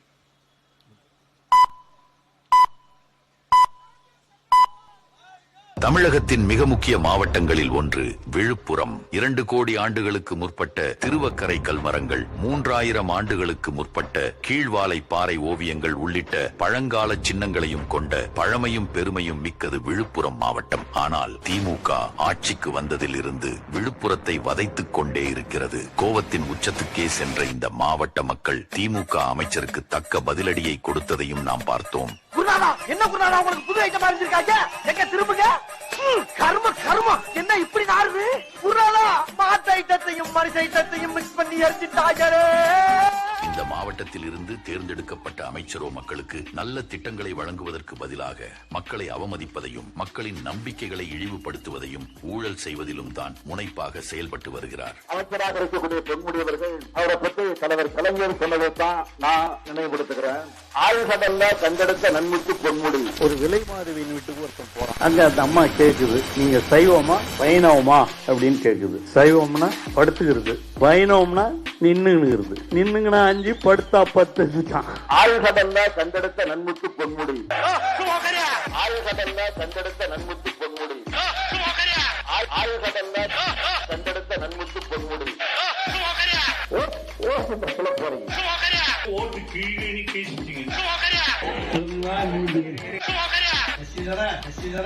இந்த மாவட்டத்திற்கு கையாலாகாத திமுக அரசால் ஏற்பட்ட மிகப்பெரிய இழுக்குதான் கள்ளச்சாராய மரணங்கள். மரக்காணம் அருகே கள்ளச்சாராயம் குடித்து பலியானோரின் எண்ணிக்கை 11ஆக உயர்ந்திருக்கிறது. பாதிக்கப்பட்டவர்கள் குடித்த சாராயம் பல ஆண்டுகளுக்கு முன்பு தயாரித்த பழைய சாராயம் என்று லஞ்சம் வாங்கிக் கொண்டு போலீசாரே பாதி விலைக்கு கைமாற்றியதாகவும் எக்கியார்குப்பம் கிராமம் முழுவதும் கண்ணீரில் தத்தளிக்கிறது. கொடுமை என்னவென்றால் இந்த கள்ளச்சாராயம் தயாரிப்பவர்களே திமுக காரர்களாக இருப்பதுதான். கள்ளச்சாராயம் விற்ற புகாரில் அமைச்சர் செஞ்சி மஸ்தானின் தீவிர ஆதரவாளரான மரூர் ராஜாவை போலீசார் குண்டர் சட்டத்தில் அதிரடியாக கைது செய்துள்ளனர். அவரது மனைவி ரம்யா திண்டிவனம் நகராட்சி 20வது வார்டு திமுக கவுன்சிலராக இருந்து வருவதும் தெரிய வந்தது. ஊர்ல வெந்தது வேகாது, பெட்டி கடையில கடன் சொன்னது, பீடியை கிள்ளி குடிச்சது, சந்த கடையில கருப்பி திருட்டு கொண்டது, இந்த மொத்த கோபனாக பெங்கல் புயலின் போது விழுப்புரம் மாவட்டம் சந்தித்த இன்னல்கள் கொஞ்சம் நஞ்சம் அல்ல. ஆனால் இந்த திமுக அரசு முன்னெச்சரிக்கை நடவடிக்கைகளோ புயலுக்கு பின் நிவாரண பணிகளோ திறம்பட செய்யவில்லை என்பதே உண்மை. இதனால் விழுப்புரம் மாவட்டம் பெரும் சேதத்திற்கு ஆளானது. இதற்கெல்லாம் முதல்வர் என்ன பதில் வைத்திருக்கிறார்? விழுப்புரம் மாவட்டம் ஈச்சங்காடு பகுதியில் குளம் போல் மழைநீர் தேங்கியுள்ள நிலையில் உணவின்றி அந்த பகுதி மக்கள் தவித்து வருகின்றனர். சாப்பாடு கஷ்டம், கரண்ட் கிடையாது, தண்ணி கிடையாது, எந்த வசதியுமே இல்லைங்க. ரொம்ப கஷ்டமா இருக்கு. தலைவருக்கு ஜெயிச்சவங்க, நம்பருக்கு ஜெயிச்சவங்க இது வரைக்கும் வந்து பார்க்கல. ஆனா ஓட்டுக்கு மட்டும் வந்து சும்மா 10 தடவை ஓட்டுக்கு மட்டும் வந்து ஓட்டு கேட்கறாங்க. பேரிடர் நேரங்களில் மட்டுமில்லை, இந்த மாவட்ட விவசாயிகள் கடந்த 4.5 ஆண்டுகளாகவே தத்தளித்துக் கொண்டுதான் இருக்கிறார்கள். விழுப்புரம் மாவட்டம் செஞ்சியில் பெய்த திடீர் மழையால் அப்பகுதியில் உள்ள அரசு ஒழுங்குமுறை விற்பனை கூடத்தில் 12,000 நெல் மூட்டைகள் நனைந்து சேதமடைந்துள்ளதால் விவசாயிகள் வேதனை அடைந்துள்ளனர். விழுப்புரம் மாவட்டம் மயிலம் பகுதியில் விளை நிலங்கள் முழுவதும் வெள்ளக்காடாக காட்சியளிக்கிறது. விழுப்புரத்தில் 4 நாட்களாக பெய்த கனமழை காரணமாக 300 ஏக்கர் பரப்பளவிலான நெல் நாற்றுகள் மழை நீரில் மூழ்கியுள்ளன. இப்படி விழுப்புரம் உள்ளிட்ட பல தமிழக மாவட்டங்களை கண்மூடித்தனமாக சீரழித்துவிட்டு நம் முதல்வர் என்ன சொல்கிறார் என்று பாருங்கள். நம்ம திராவிட மாடல் செயல்படுத்த திட்டங்கள் பிற மாநிலங்களுக்கு மாடலா அமைஞ்சிருக்கு. எப்பா சாமி போதும்டா ஓட்டது ரீல அந்து போச்சு.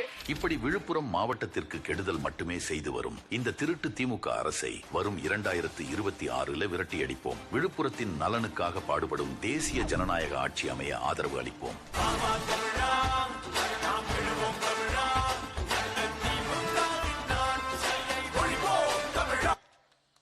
இந்த கூட்டத்திற்கு தலைமையேற்று நடத்தி கொண்டிருக்கின்ற மாவட்ட தலைவர் மதிப்பிற்கு மரியாதைக்குரிய தர்மராஜ் அவர்களே, அண்ணா திராவிட முன்னேற்ற கழகத்தினுடைய மாவட்ட கழக செயலாளரும் முன்னாள் சட்டமன்ற உறுப்பினருமான எனது அன்பு சகோதரர் குமரகுரு அவர்களே, பாரதிய ஜனதா கட்சியுடைய மாநில துணைத் தலைவர் முன்னாள் சட்டமன்ற உறுப்பினர் அன்புக்குரிய அண்ணன் ஏஜி சம்பத் அவர்களே,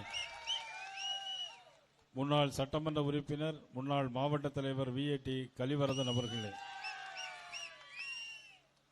மாநில பொதுச் செயலாளர் மதிப்பிற்கும் மரியாதைக்குரிய கருப்பு முருகானந்தம் அவர்களே, தமிழகம் முழு இந்த பயணத்தை தொடர்ந்து தொடர்பு ஏற்படுத்தி நடத்தி கொண்டிருக்கின்ற அவரோடு இணைந்து செயலாற்றிக் கொண்டிருக்கிற தஞ்சாவூர் இளங்கோ, மதிப்புக்குரிய லோகநாதன், மகா சுசீந்திரன் மற்றும் இந்த நிகழ்ச்சியில் கலந்து கொண்டிருக்கின்ற ராதாகிருஷ்ணன், டி.கே. முரளி, பார்த்திபன், முருகன், லோகநாதன், கே.பி. பழனி, பிரவீன்குமார் மற்றும் செந்தில்குமார், ஐஜேகே மாநில துணைத் தலைவர் செந்தில்குமார், பிரவீன்குமார், முன்னாள் நாகை மாவட்ட தலைவர் நேதாஜி, மாவட்ட தலைவர்கள் அக்னிராஜ், ரமேஷ் மற்றும் இந்த நிகழ்ச்சியில் கலந்து கொண்டிருக்கின்ற அண்ணா திராவிட முன்னேற்ற கழகத்துடைய ஒன்றிய செயலாளர் தனபால்ராஜ், SKT சந்தேஷ்குமார் உள்ளிட்ட மற்றும் நிகழ்வுகளில் கலந்து கொண்டிருக்கின்ற பழனிசாமி, இளங்கோவன், பழனி, சங்கர், சேகர் உள்ளிட்ட திரளாக கலந்து கொண்டிருக்கின்ற பாரதிய ஜனதா கட்சியினுடைய மண்டல தலைவர்கள், பொறுப்பாளர்கள்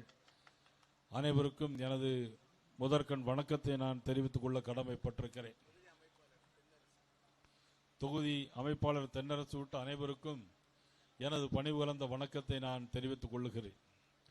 இந்த வீடியோவில் பார்த்திருப்பீங்க, எவ்வளவு மோசமான நிலைமையில் இந்த ஆட்சி பொறுப்பேற்று 5 ஆண்டு காலத்தில் எவ்வளவு மோசமான நிலைமையில் இந்த நாடு போய் கொண்டிருக்கிறது என்பதை மட்டும் சிந்தித்து பார்க்க வேண்டுகிறேன்.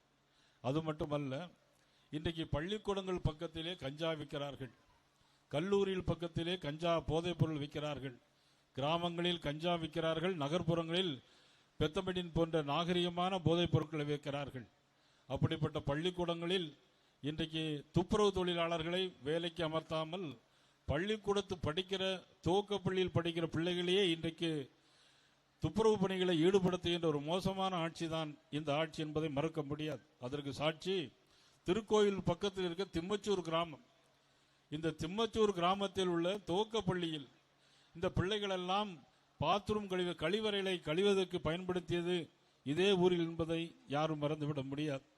அது மட்டுமல்ல, விக்கிரவாண்டி, குண்டலிபுலியூர் போன்ற பகுதிகளில் பள்ளிக்கூடங்களில் கட்டிடங்களே கிடையாது. விக்கிரவாண்டிக்கு அடுத்து இருக்கிற குண்டலிபுலியூரில் கட்டிடங்களே கிடையாது. விழுப்புரத்திலிருந்து கோலியனூர் போறதுக்கு பிள்ளைகள் எல்லாம் ரோட்டிலே போய் லாரியிலே லிப்ட் கேட்டு போக வேண்டிய ஒரு மோசமான சூழ்நிலை இதே ஏற்பட்டிருந்தது. திருவண்ணநல்லூரிலிருந்து அது பக்கத்தில் இருக்க ஸ்கூல்ல 50 குழந்தைகள் காலை உணவு அருந்திய போது பள்ளி விழுந்து 50 ஆனவாரி பள்ளி மாணவர்கள் மயக்கமடைந்ததும் இதே ஊர் என்பதை நான் நினைவு காட்ட கடமைப்பட்டிருக்கிறேன். கல்வியில் சிறந்த தமிழ்நாடு, கம்பன் பிறந்த தமிழ்நாடு என்று சொல்லிக்கொண்ட பள்ளி கல்வித்துறை அமைச்சர் இந்த பள்ளிக்கூட பிள்ளைகளுக்கு என்ன செய்கிறா போகிறா என்று தெரியவில்லை. முதலமைச்சர் ஸ்டாலின் அவர்கள் துப்புரவு பணியாளர்களை நிரந்தரமாக்குவோம் என்று சொன்னார்கள். ஆனால் நிரந்தரமாக்குவது மட்டுமல்ல, அவர்களை பிடித்து ஜெயிலில் அடைத்ததுதான் மிச்சம். இப்பொழுது அவர்களுக்கு கூப்பிட்டு விருந்து கொடுக்கிறார்கள். என்ன காரணம் என்று சொன்னால், தேர்தல் வருகிறது. இன்றைக்கு செவிலியர்கள் எல்லோரும் தலைமைச் செயலகத்தில் இன்றைக்கு போராட்டம் நடத்துகிறார்கள். இன்றைக்கு அரசு ஊழியர்கள் தலைமைச் செயலகத்திலே இன்றைக்கு போராட்டம் நடத்துகிறார்கள்.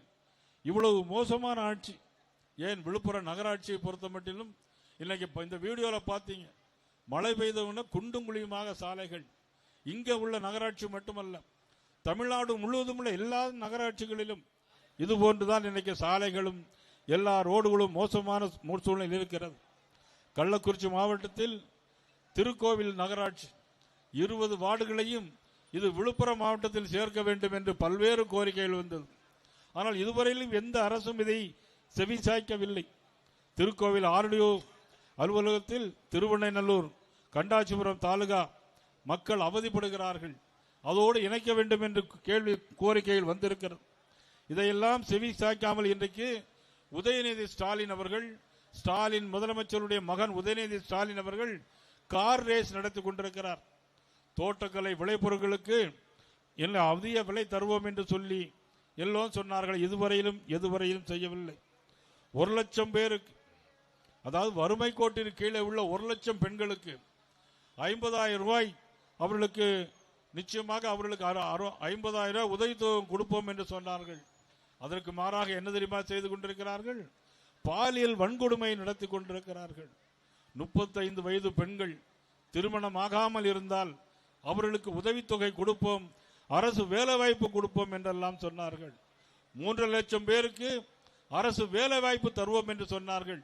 ஆட்சிக்கு வருகின்ற பொழுது, ஆட்சிக்கு வருவதற்கு முன்னால் ஒவ்வொரு குடும்ப பெண்களுக்கும் 1000 ரூபாய் தருவோம் என்று சொன்னார்கள். 30 மாதம் கழித்து பாராளுமன்ற தேர்தல் வந்த பிறகு இன்றைக்கு அவர்கள் 1000 ரூபாய் கொடுத்தார்கள். இன்னைக்கு பெண்கள் எல்லாம் இல்லை என்று கை காட்டுகிறார்கள்.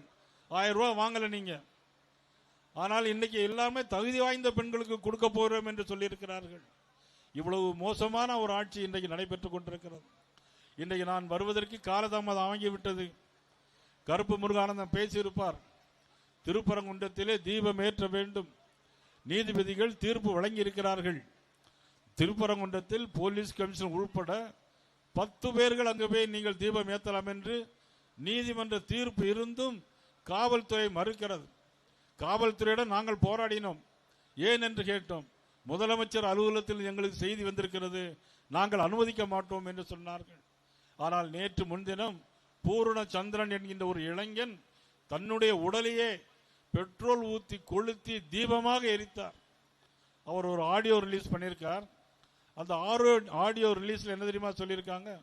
அந்த ஆடியோ ரிலீஸில் அவங்க சொன்னது, திருப்பரங்குன்றம் மண் புனிதமான மண், அது இந்துக்களுக்கு சொந்தமான மண், கார்த்திகை தீபம் ஏற்ற முடியவில்லை, என்னுடைய உடலை அங்கே போய் மாய்த்து கொண்டால் அந்த புனிதம் கெட்டுவிடும், ஆகவே அந்த புனிதம் கெட்டுவிடாமல் பாதுகாப்பதற்காக நான் கடவுள் மறுப்பு கொள்கையில் இருந்த பெரியாருடைய முன்னாலேயே என்னுடைய உடலை எரித்து மாய்த்து கொள்ளுகிறேன் என்று சொல்லி பூரணச்சந்திரன் 40 வயது இளைஞன் இறந்து போனான் என்று சொன்னால், இன்றைக்கு இந்துக்கள் தமிழ்நாடு முழுவதும் இருக்கின்ற மக்கள் இன்னைக்கு சிந்தித்து பார்த்து கொண்டிருக்கிறார்கள். இதே எண்ணம் ஒவ்வொருடைய மனதிலும் இருக்கிறது. அந்த இறந்து போனவர் திமுக குடும்பத்தை சேர்ந்தவர், ஏதோ பாரதிய ஜனதா கட்சியை சேர்ந்தவரோ அல்லது அனைத்து இந்திய அண்ணா திராவிட முன்னேற்ற கழகத்தை சேர்ந்தவரோ கிடையாது. திராவிட முன்னேற்ற கழக குடும்பத்தை சேர்ந்த ஒருவருக்கே இவ்வளவு மன உளைச்சல் வந்திருக்கிறது என்று சொன்னால் நீங்கள் தயவு செய்து சிந்தித்து பார்க்க வேண்டும். வருகிற 2026ஆம் ஆண்டு தேர்தலில் நீ எத்தனை கூட்டணி வைத்திருந்தாலும் சரி, காங்கிரஸ் கட்சியை வைத்திருந்தாலும் சரி, விடுதலை சிறுத்தைகள் கட்சியை வைத்திருந்தாலும் சரி, எத்தனை பெரிய கட்சிகள் வைத்திருந்தாலும் சரி, எத்தனை 1000 ரூபாய் ஓட்டுக்கு கொடுத்தாலும் சரி, 5000 ரூபாய் ஓட்டுக்கு கொடுத்தாலும் சரி, மக்கள் அதை வாங்க மாட்டார்கள். வாங்கினாலும் உங்களுக்கு ஓட்டு போட மாட்டார்கள். தீர்மானமாக முடிவெடுத்திருக்கிறது. இன்றைக்கு வருகிற வழியில நாங்கள் எல்லோரும் பார்த்தோம். நமது குமரகுரு உட்பட வரும்போது எல்லா மக்களும் எங்களை பார்த்து ஆரவாரம் செய்கிறார்கள். நீங்கள் தான் வெற்றி பெற போவீர்கள் என்று ஒரு சாரார் சொல்லுகிறார்கள், ஒரு சாரார் உங்களுக்கு தான் எங்கள் ஓட்டு என்று சொல்லுகிறார்கள். அந்த அளவிற்கு இன்றைக்கு ஒரு மோசமான ஆட்சி, மக்கள் விரோத ஆட்சி, திமுக ஆட்சி, மதிப்புக்குரிய ஸ்டாலின் அவருடைய தலைமையிலான ஆட்சி, ஒரு குடும்ப ஆட்சி இந்த நாட்டிலிருந்து அகற்றப்பட வேண்டும், அப்புறப்படுத்த வேண்டும் என்பதற்காக ஏற்படுத்தப்பட்ட கூட்டணி தான் இந்த தேசிய ஜனநாயக கூட்டணி என்பதை யாரும் மறந்துவிட முடியாது. ஒரு சாதாரண தலைவரால் ஏற்படுத்தப்பட்ட கூட்டணி அல்ல. உலகமே வைக்கின்ற மாபெரும் தலைவர் நரேந்திர மோடி அவர்கள் அமெரிக்க அதிபராக இருந்தாலும் ரஷ்ய அதிபராக இருந்தாலும் சரி, இன்னைக்கு நரேந்திர மோடி வருகிறார் என்று சொன்னால் ஏர்போர்ட்டில் அவர்களுக்கு ரெட் கார்பெட் வரவேற்பு கொடுக்கக்கூடிய ஒரே உலக தலைவன் நரேந்திர மோடி அவர்கள். அவர்களும் இந்த அனைத்து இந்திய அண்ணா திராவிட முன்னேற்ற கழகத்தை உருவாக்கிய அற்புதமான தலைவர். புரட்சித்தில் எம்ஜிஆர் உருவாக்கிய அண்ணா திராவிட முன்னேற்ற கழகம், அதனுடைய தலைமையிலேயே அண்ணன் இபிஎஸ் அவர்களும் 2 பேரும் சேர்ந்து உருவாக்கப்பட்ட கூட்டணி. ஏதோ நாங்கள் இங்கு உருவாக்கிய தமிழகத்தில் உருவாக்கிய கூட்டணி அல்ல. நயினார் நாகேந்திரன் ஏன் அண்ணா திராவிட முன்னேற்ற கழகத்தினுடைய தலைவர் அண்ணன் இபிஎஸ் வர வேண்டும் என்று சொன்னால், இது நரேந்திர மோடி அவர்களும் உள்துறை அமைச்சர் அமித்ஷா அவர்களும் எனக்கு சொன்ன உத்தரவு. எப்படியாவது திமுகவை விரட்ட வேண்டும், எப்படியாவது திமுகவை இந்த நாட்டிலிருந்து அப்புறப்படுத்த வேண்டும். யார் வர வேண்டும் என்பதை காட்டிலும் யார் வரக்கூடாது, யார் இந்த நாட்டை ஆளக்கூடாது என்பதற்காக ஏற்படுத்தப்பட்ட கூட்டணி தானே தவிர வேற எந்த நோக்கமும் கிடையாது. மக்கள் நல்ல முறையில் வர வேண்டும், மக்களாட்சி வர வேண்டும், புரட்சித்தலைவர் எம்ஜிஆர் கண்ட கனவு நிறைவேற வேண்டும். அவருடைய கனவை பாரத பிரதமர் நரேந்திர மோடி அவருடைய உருவாய் நிச்சயமாக இந்தியாவிலும் தமிழகத்திலும் ஆட்சி மாற்றம் விரைவில் வர வேண்டும் என்பதற்காக ஏற்படுத்தப்பட்ட கூட்டணி. நீதிமன்ற தீர்ப்பை அவமதிய திமுக அதை நடைமுறைப்படுத்தவில்லை. உச்ச நீதிமன்றத்துக்கு போயிருக்கிறார்கள். உச்ச நீதிமன்றத்திலே நிலுவையிலே இருக்கிறது. அதன் பிறகு என்ன தெரியுமா, நீதிபதியவே நீக்க வேண்டும் என்று பாராளுமன்றத்தில் இன்றைக்கு எல்லோரும், பாராளுமன்றத்தில் இன்னைக்கு எல்லா எம்பிக்களும் 100க்கும் மேற்பட்ட நாடாளுமன்ற உறுப்பினர்கள் கையெழுத்து போட்டு நாடாளுமன்றத்தில் கொடுத்திருக்கிறார். அங்க ஒன்றும் செய்ய முடியாது. நாடாளுமன்றத்தில் அங்க யார் இருக்கிறாங்க? நரேந்திர மோடி இருக்கார். அதை விட அங்க யார் இருக்கிறா? உள்துறை அமைச்சர் அமித்ஷா அவர்கள் இருக்கிறார். வா, இந்த கையெழுத்து போட்ட பேப்பர்லாம் எடுத்துட்டு வா அப்படின்னு சொன்னான். அந்த கையெழுத்து போட்ட பேப்பரை எடுத்து பார்த்தா 107 நாடாளுமன்ற உறுப்பினர் அதில் கையெழுத்து போட்டிருக்கிறாங்க. ஆனா உண்மையிலே பார்த்தா அந்த கையெழுத்தெல்லாம் மாறி மாறி போட்டிருக்கு. அதை என்ன பண்ணார் நம்ம அமித்ஷா அவர்கள்? என்ன பண்ணாருன்னா, இந்த கையெழுத்தெல்லாம் ஓங்க கையெழுத்து தானா, இதை முதல்ல சரி பார்ப்போம், மற்றதெல்லாம் அப்புறம் பார்த்துக்கலாம் அப்படின்னு சொல்லி. நீதிபதி நீக்கிறதுக்கு உங்களுக்கு என்ன அதிகாரம் இருக்குது? இன்னைக்கு கலைஞர் அவர்கள் மறைந்தார்கள். மறைந்த உடனே அண்ணன் பொதுச் செயலாளர் அண்ணன் இபிஎஸ் அவர்கள் முதலமைச்சராக இருந்தார்கள். அண்ணன் இபிஎஸ் அவர்கள் என்ன தெரியுமா சொன்னாங்க? நான் இடம் தர மாட்டேன் கலைஞருக்கு, மெரினா கடற்கரையில் நான் இடம் தர மாட்டேன்னு சொல்லிட்டாங்க. உடனடியாக கோர்ட்டுக்கு போனாங்க. கோர்ட்டில் போய் ஒரு ஆர்டர் வாங்கிட்டு வந்தாங்க. கலைஞர் முன்னாள் முதலமைச்சராக இருந்திருக்கிறாரு, ஆனால் அவருக்கு இடம் கொடுக்கணும்னு சொல்லி நீதிபதி ஒரு தீர்ப்பை கொடுத்த உடனேயே, அதுக்கு பிறகு தீர்ப்பு கொண்டு கொடுத்த உடனே அண்ணன் இபிஎஸ் உடனடியாக கையெழுத்து போட்டு அனுமதி கொடுத்த முதலமைச்சர் யாரு? அண்ணன் இபிஎஸ் அவர்கள். அப்போ ஒரு முதலமைச்சராக இருக்கும்போது நீதிபதியுடைய தீர்ப்பை மதிக்க தெரிந்த முதலமைச்சர் அண்ணன் இபிஎஸ் அவர்கள். ஆனால் நீதிபதி தீர்ப்பை அவமதிக்கிறது மதிப்புக்குரிய ஸ்டாலின் அவர்கள் என்று சொன்னால் விநாச காலே விபரீத புத்தி என்று சொல்வார்கள். இப்பொழுதுதான் இந்திரா காந்தி அம்மையார் இலவச 20 அம்ச திட்டம் கொண்டு வந்தார்கள். அப்பொழுது திமுகவினர் எல்லாம் பேசினார்கள் தெரியுமா? நாங்கள் விதவைகள் மறுவாழ்வு திட்டம் ஒன்று வைத்திருக்கிறோம். ஆக இந்திரா காந்தி அம்மையார் விதவைகள் மறுவாழ்வு உள்ளவர் தானே, நீங்களும் வாருங்கள், விதவைகள் மறுவாழ்வு திட்டத்தில் நாங்களும் உங்களுக்கு உதவி செய்கிறோம் சொன்னாங்க. அன்னைக்கு 20 அம்ச திட்டத்தை பிடிச்சு போட்டு எமர்ஜென்சியில் போட்டு உள்ள பிடிச்சி எல்லா திமுகவினரையும் என்ன வேலையெல்லாம் பண்ணினாங்கிறது உங்களுக்கு எல்லாம் தெரியும். இன்னைக்கு அவர்கள் எல்லாம் சேர்ந்து கூட்டணி வைத்திருக்கிறார்கள். ஏன்னா அதுதான் நியாயமான கூட்டணியா. எங்களுடைய கூட்டணி அது நல்ல கூட்டணி இல்லையா? உதயநிதி ஸ்டாலின் வேற சொல்றார், அதிமுக பாரதிய ஜனதா கட்சியோடு நிற்பது எங்களுக்கு ரொம்ப வெறும் அறுத்தமாக இருக்கிறது என்று சொல்லுகிறார். ஆடு நனைந்தது என்று ஏதோ அழுதது என்று சொல்லுவார்கள். அந்த பழமொழிக்கு ஏற்றால் போல உதயநிதி ஸ்டாலின் அவர்கள் இன்றைக்கு கார் ரேஸ் நடத்திக் கொண்டிருக்கிறார்கள். இப்படி ஒரு மோசமான ஆட்சி இந்த தமிழகத்திலே நடைபெற்றுக் கொண்டிருக்கிறது. தமிழகத்திற்கு என்ன செய்தார்கள் என்று கேட்கிறார்கள். பிரைம் மினிஸ்டர் 3வது முறையாக பிரைம் மினிஸ்டராக வந்த பாரத நரேந்திர மோடி அவர்கள் 14 லட்சம் கோடி ரூபாய் தந்திருக்கிறார்கள்.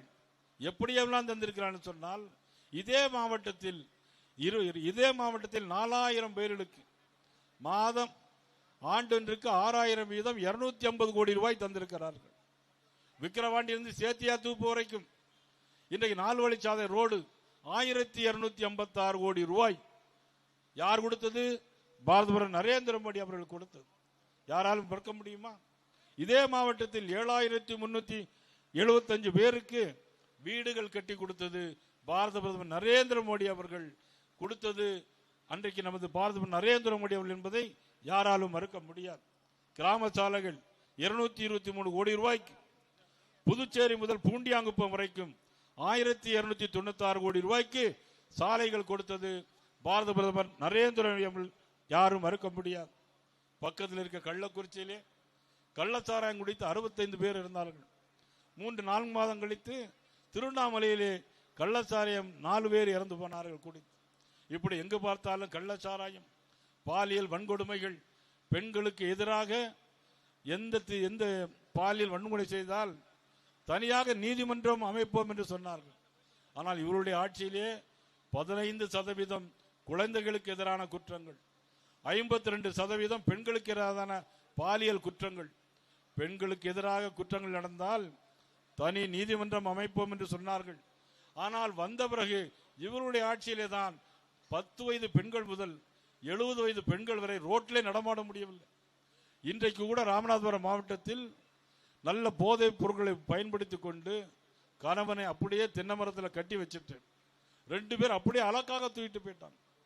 கோயம்புத்தூர்ல 3 பேர் சேர்ந்து அலக்காக தூக்கிட்டு போயிட்டாங்க. கஞ்சா போதைப் பொருட்கள் நடமாட்டம் அதிகம் இருக்கிற ஒரே நாடு, இந்தியாவிலே சூசைடு அதிகமாக பண்ணக்கூடிய ஒரே நாடு நம்ம தமிழ்நாடு. அதற்கெல்லாம் காரணம் யார் என்று சொன்னால் நம்முடைய தமிழக முதலமைச்சராக இருக்கக்கூடிய மதிப்புக்குரிய ஸ்டாலின் அவர்களுக்கு அவ்வளவு பெருமைகளும் சேரும். கஞ்சா விற்கிற பெருமை அவருக்கு சேரும். பாலியல் வன்கொடுமை விற்கிற பாலியல் வன்கொடுமை நடைபெறுவது காரணமாக இருந்தது அவர்தான்.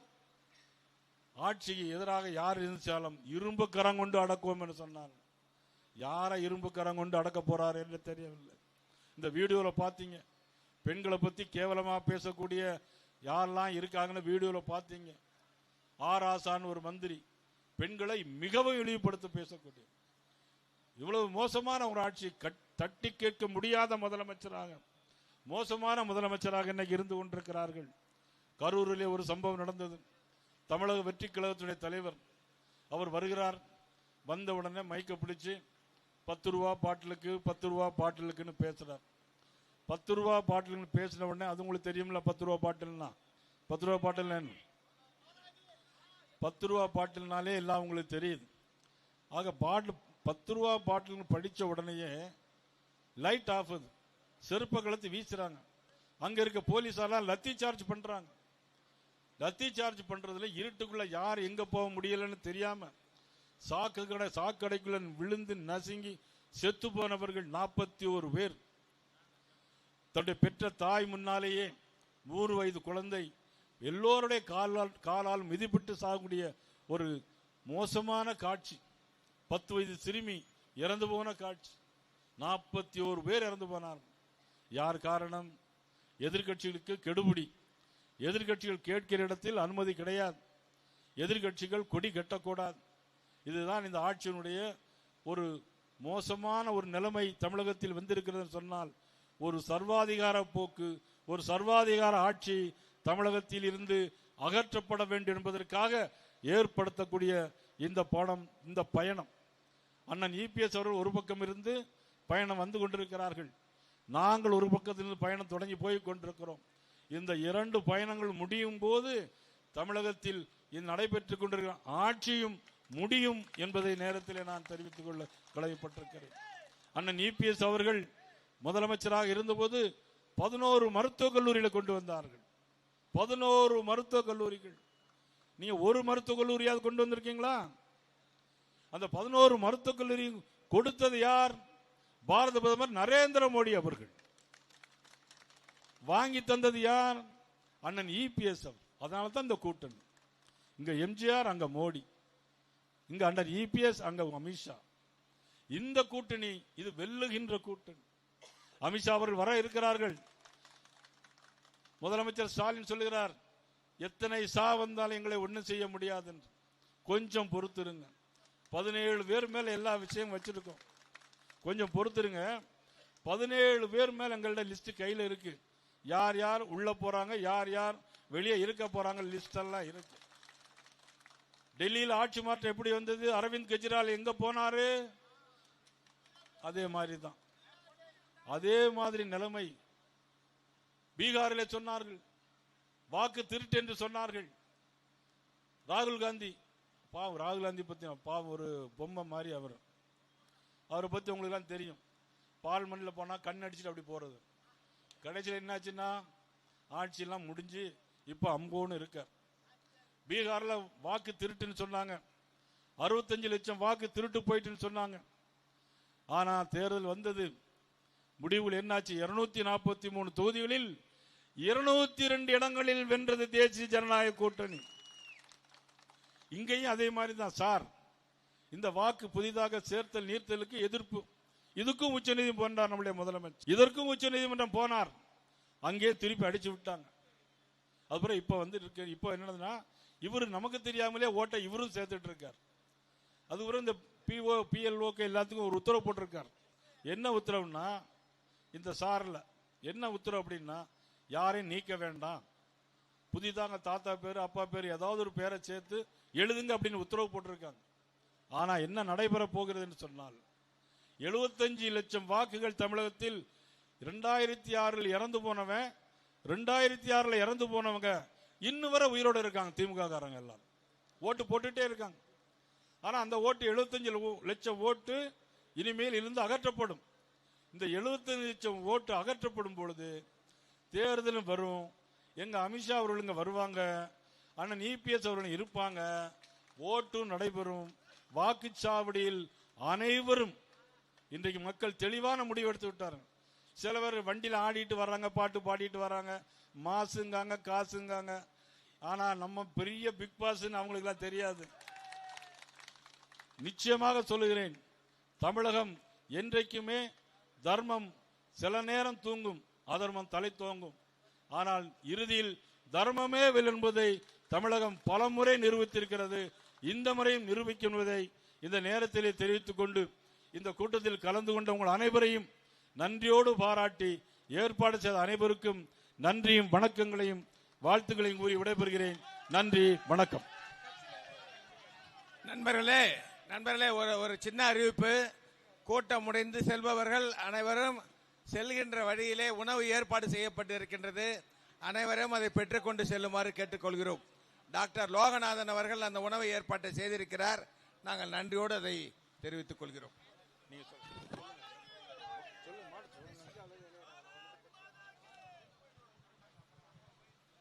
அனைத்து தாமரை சொந்தங்களுக்கு வணக்கம். விடுதலை சிறுத்தை கட்சியிலிருந்து நம்மளுடைய பாரதிய கட்சியில் புதிதாக நிர்வாகிகள் இணைஞ்சிருக்கார். விக்னேஷ், சந்தோஷ், விஜயகுமார், கார்த்தி, செந்தில், ஜெயவேல், அசோக் குமார், தினேஷ், தனசேகர், மணிகண்டன், செல்லதுரை, மணிமாறன், ராஜசேகர், நந்தா, ஆனந்த், கனகராஜ், பிரேம்குமார், வேல்முருகன், யுகன், அஸ்வின், விஜய், கோபால், முருகன், அருண்குமார், ஜெகன், ஏழுமலை, நவீன், கவி, சம்பத், அண்ணாமேல் ஆகியோருக்கும் பாரதிய கட்சியின் சார்பாக நன்றியை தெரிவித்து வருக வருக என வரவேற்கிறோம். நன்றி, வணக்கம்.